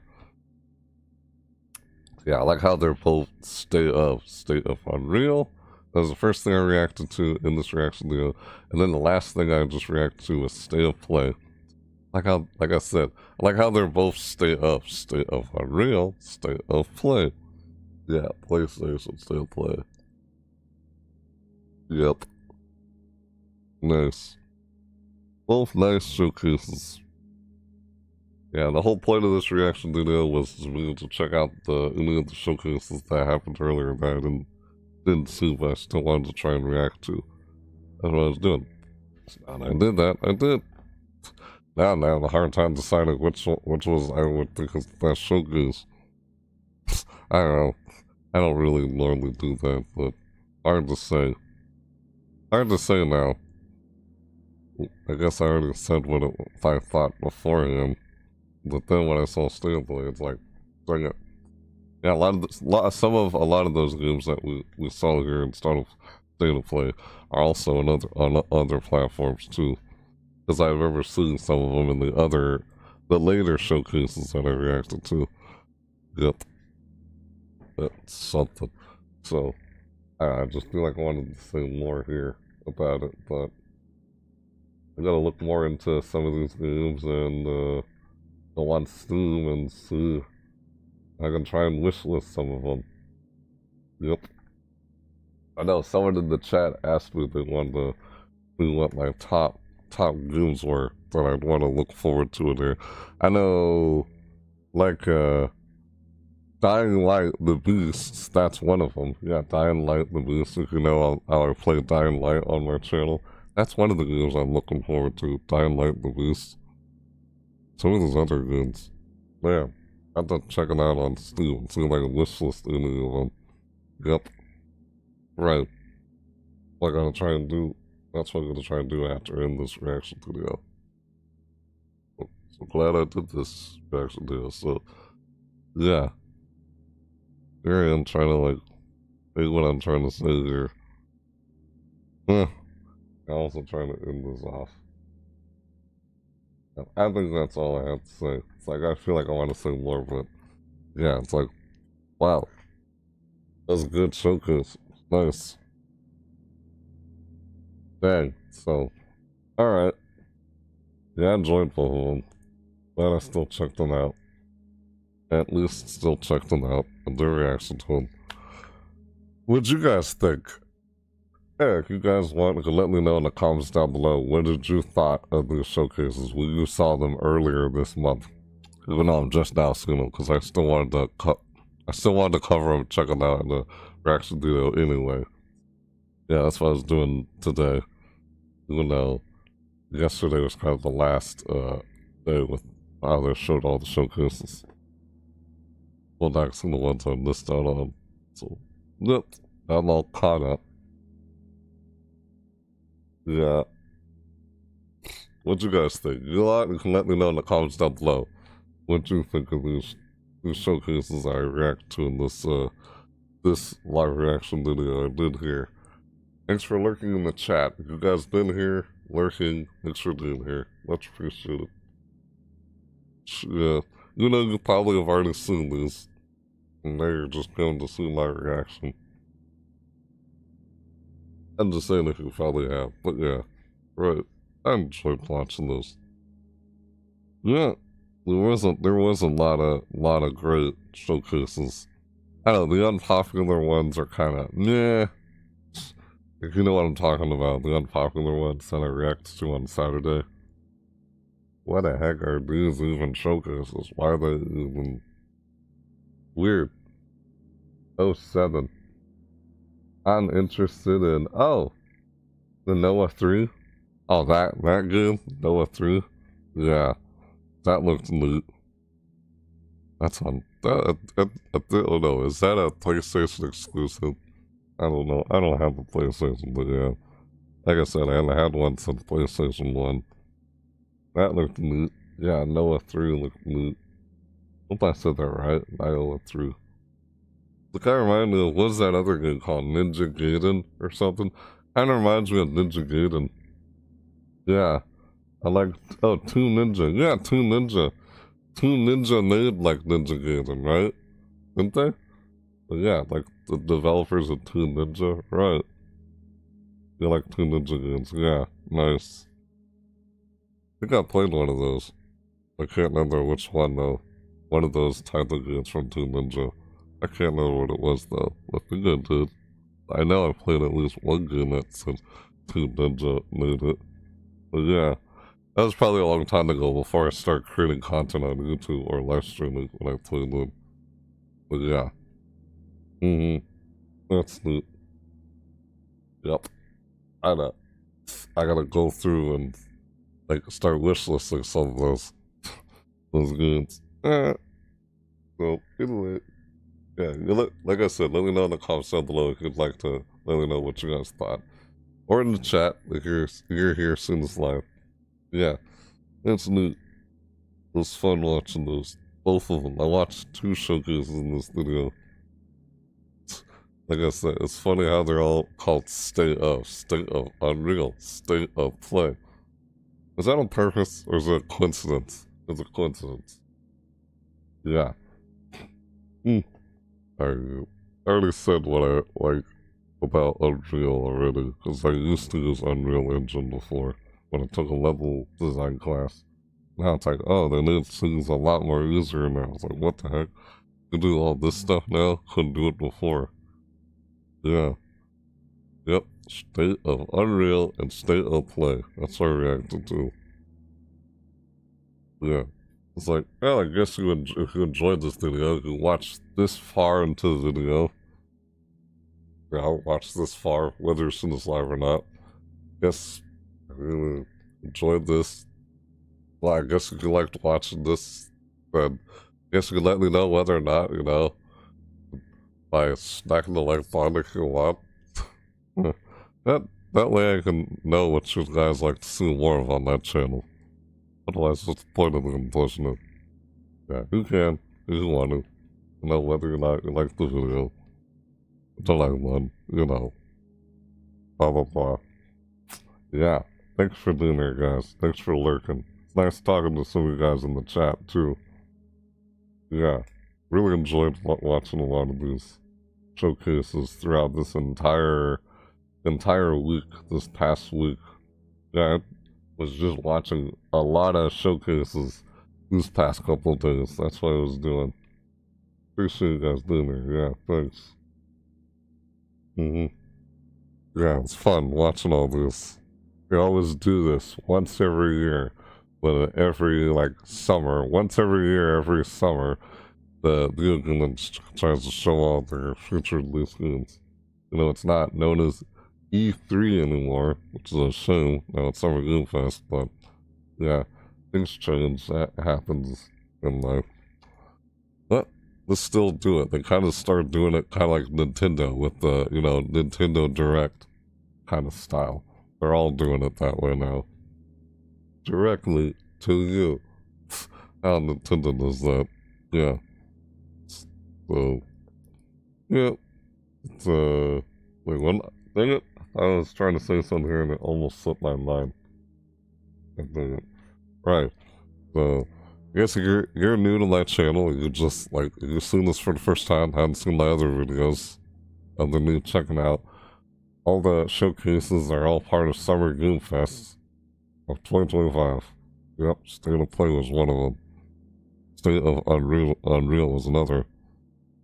Man, they have a lot of stuff going on that are coming out in the distant future, the near future. Like later this year or next year in 2026. That's where a lot of the stuff doesn't come out yet. I know, mostly a lot of this just seems like it's just, I guess some of them just seem like over-the-top flashy, like visual effects, like gameplay trailers. Because the game's not out yet, but that's all they have to show you. That's why I assume with, like, a lot of stuff, but at the same time, some of it's like, oh, we already have the demo for some of them too. But, yeah, it's not, it's future release stuff. Of course. I'll have to wait till maybe, what do they call it? One Night Live, ONL. That's another thing that Jeff Keighley hosts, aside from Summer Game Fest or the Game Awards. Man, that guy does a lot of these. He hosts so many of these things. God. Yeah, Jeff Keighley. He does. Where's the Game Awards? Now, was it? Oh, excuse me. It's called Opening Night Live. That's what it's called.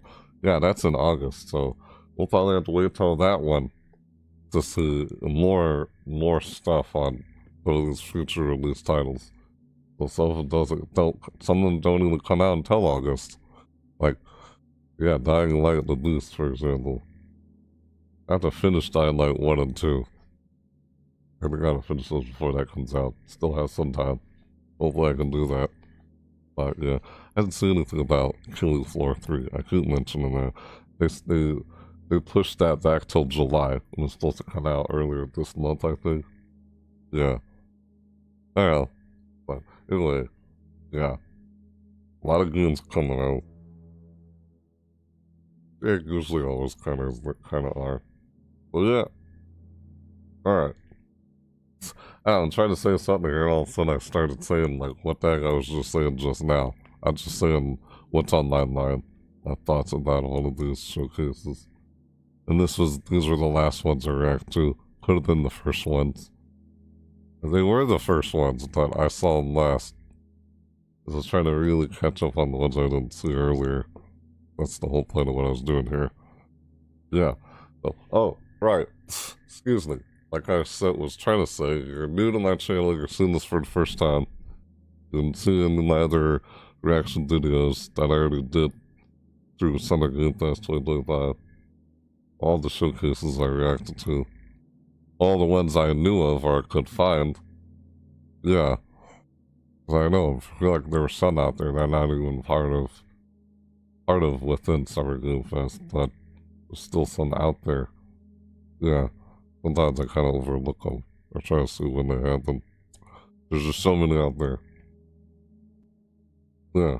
Right. If you're new to my channel, I don't mean to repeat myself, but I guess you'd like to see more content like this or other content created on my channel, you know, you could subscribe. Totally up to you. Yeah, if you made it this far in the video, then must have enjoyed it. Hey, thanks for giving this video a try, or a watch. Thanks for being here. Hey, yeah, thanks for being here anyway. Watching this, even whether you are seeing this live or not. Yeah, I do a lot of videos mostly on pardon me. I do a lot of videos mostly on in-game events, like, you know, seasonal events in particular. Yeah. So I do like an overview on the event, and then later I go in-depth again on it. And that's really time sensitive, so I tend to do a lot of these live. If you didn't already know that. That's why it's like, man, not too happy that I haven't been doing very many uploads like I wanted to. I like doing uploaded videos. You know, I tend to do a lot of those around October. I do it throughout the year. Yeah, how that's been happening. But that has been changing over time, though.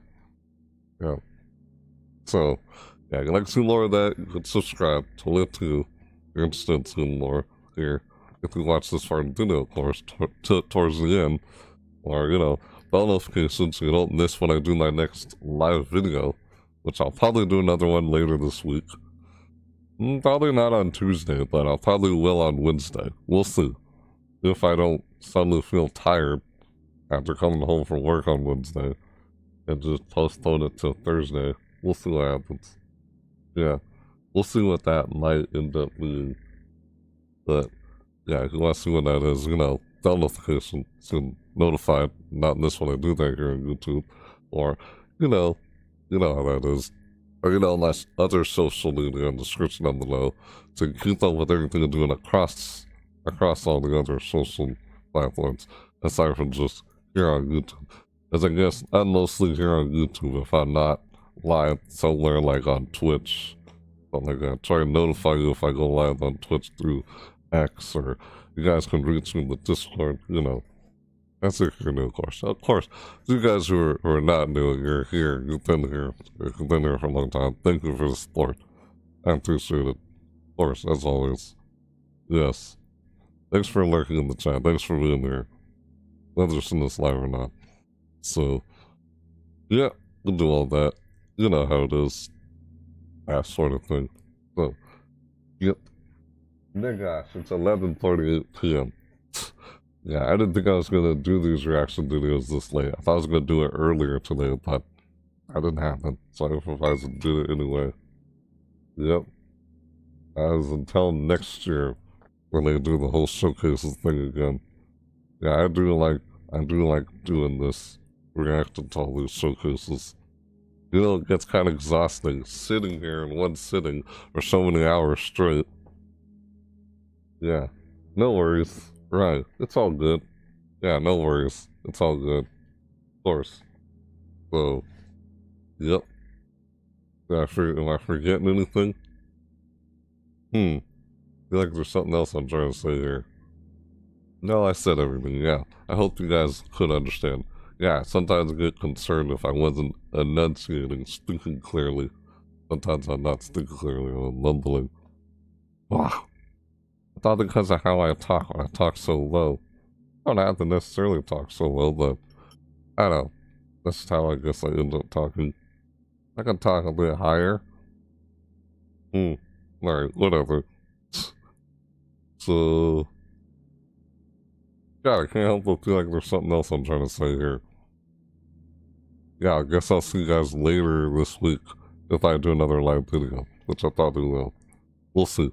So, you know where to find me. You want to keep up with everything I'm doing where I'm at. So, thanks for the support. All you guys who are not new or whether you're new or not, thanks for being here. Thanks for watching. Yeah. How many times have I said that? Gosh. I don't know. Weird. Yeah. When you're live, you're doing it live. Really. Like, have a good night. I'll be around. Alright, dude. Yeah, thanks for being here. Thanks for lurking in the chat. All of you guys have been lurking in the chat. Always nice talking to you guys in the chat. Thanks for being here. You guys definitely who joined in me in this, like, live. Of course, even if you're not in this live, thank you for watching towards the end. Yeah, I don't mean to repeat myself. Oh, that's probably why I said no worries, right? I'm just trying to say what I'm trying to say here, and I'm just kind of saying what's on my thoughts, on my mind. I'm trying to close this up. Yeah, because I know when I'm doing it recorded, it's usually like that, when I'm doing it recorded. And at the end, it's like, oh yeah, and then the screen goes black. That's how it ends when I do them uploaded. When you see the upload video when it's not live. A little quicker, but hey, when you're doing it live, yeah, it's a little different. Cheers. Yes, cheers to you too. Thanks for being here, guys. I guess I can't say that enough. Like, really, I appreciate you guys. Thank you for support. Would not be where I am today on my YouTube channel. Guys, the more and more I continue to do this, I just like doing it in my spare time. But, yeah, would be nice. And I have all the time in the world to, like, be able to focus on this and stuff. If this was, like, I don't know, my job or something doing this, but I don't know. Not quite there yet, but that's all good. I'll just keep doing it anyway. What time did I say that? I don't know, I'm just saying the thoughts in my head. Yeah, see you later, guys. Thank you for being here.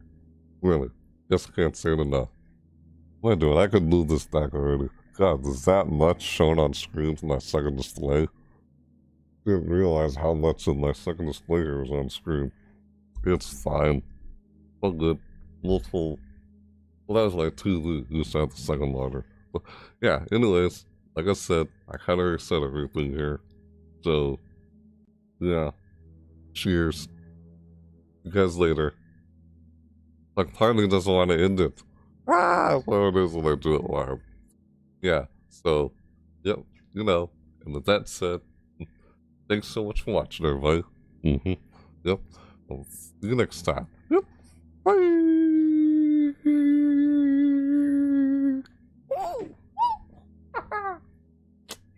Like, oh yeah. Whatever.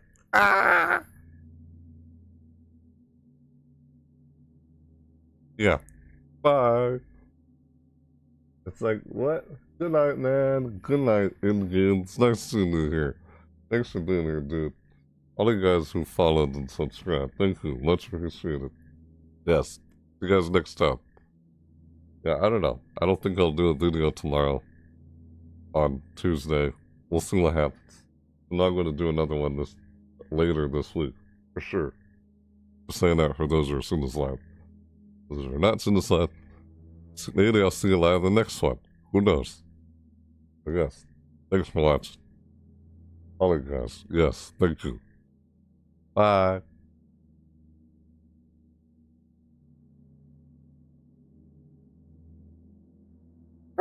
Yeah. Thanks for watching. Yep. We live reacting to State of. They're both called State of Unreal and State of Play. It's just PlayStation. State of Play. State of Unreal, there's Unreal Engine. Man, they have a lot going on in the distant, in the near future for video games. Like, wow. Guess we'll just have to wait and see how things unfold. Something. Yep. Some of it seems exciting, and some of it's like, I guess we won't know until we'll see how things roll until then. Yep. Quite a future. Yeah. The State of New reacting to State of Unreal and State of Play. I like how they both say State of and then Unreal or Play. It's funny. Yeah. That's just me reacting to some showcases that happened earlier this month that I didn't see sooner, but I finally then like saw them because I still wanted to cover them. You know, these were actually the first of the showcases that happened earlier this month. Still got a chance to see them. Yep. Thanks for watching. Yeah. Thanks so much for being here, guys.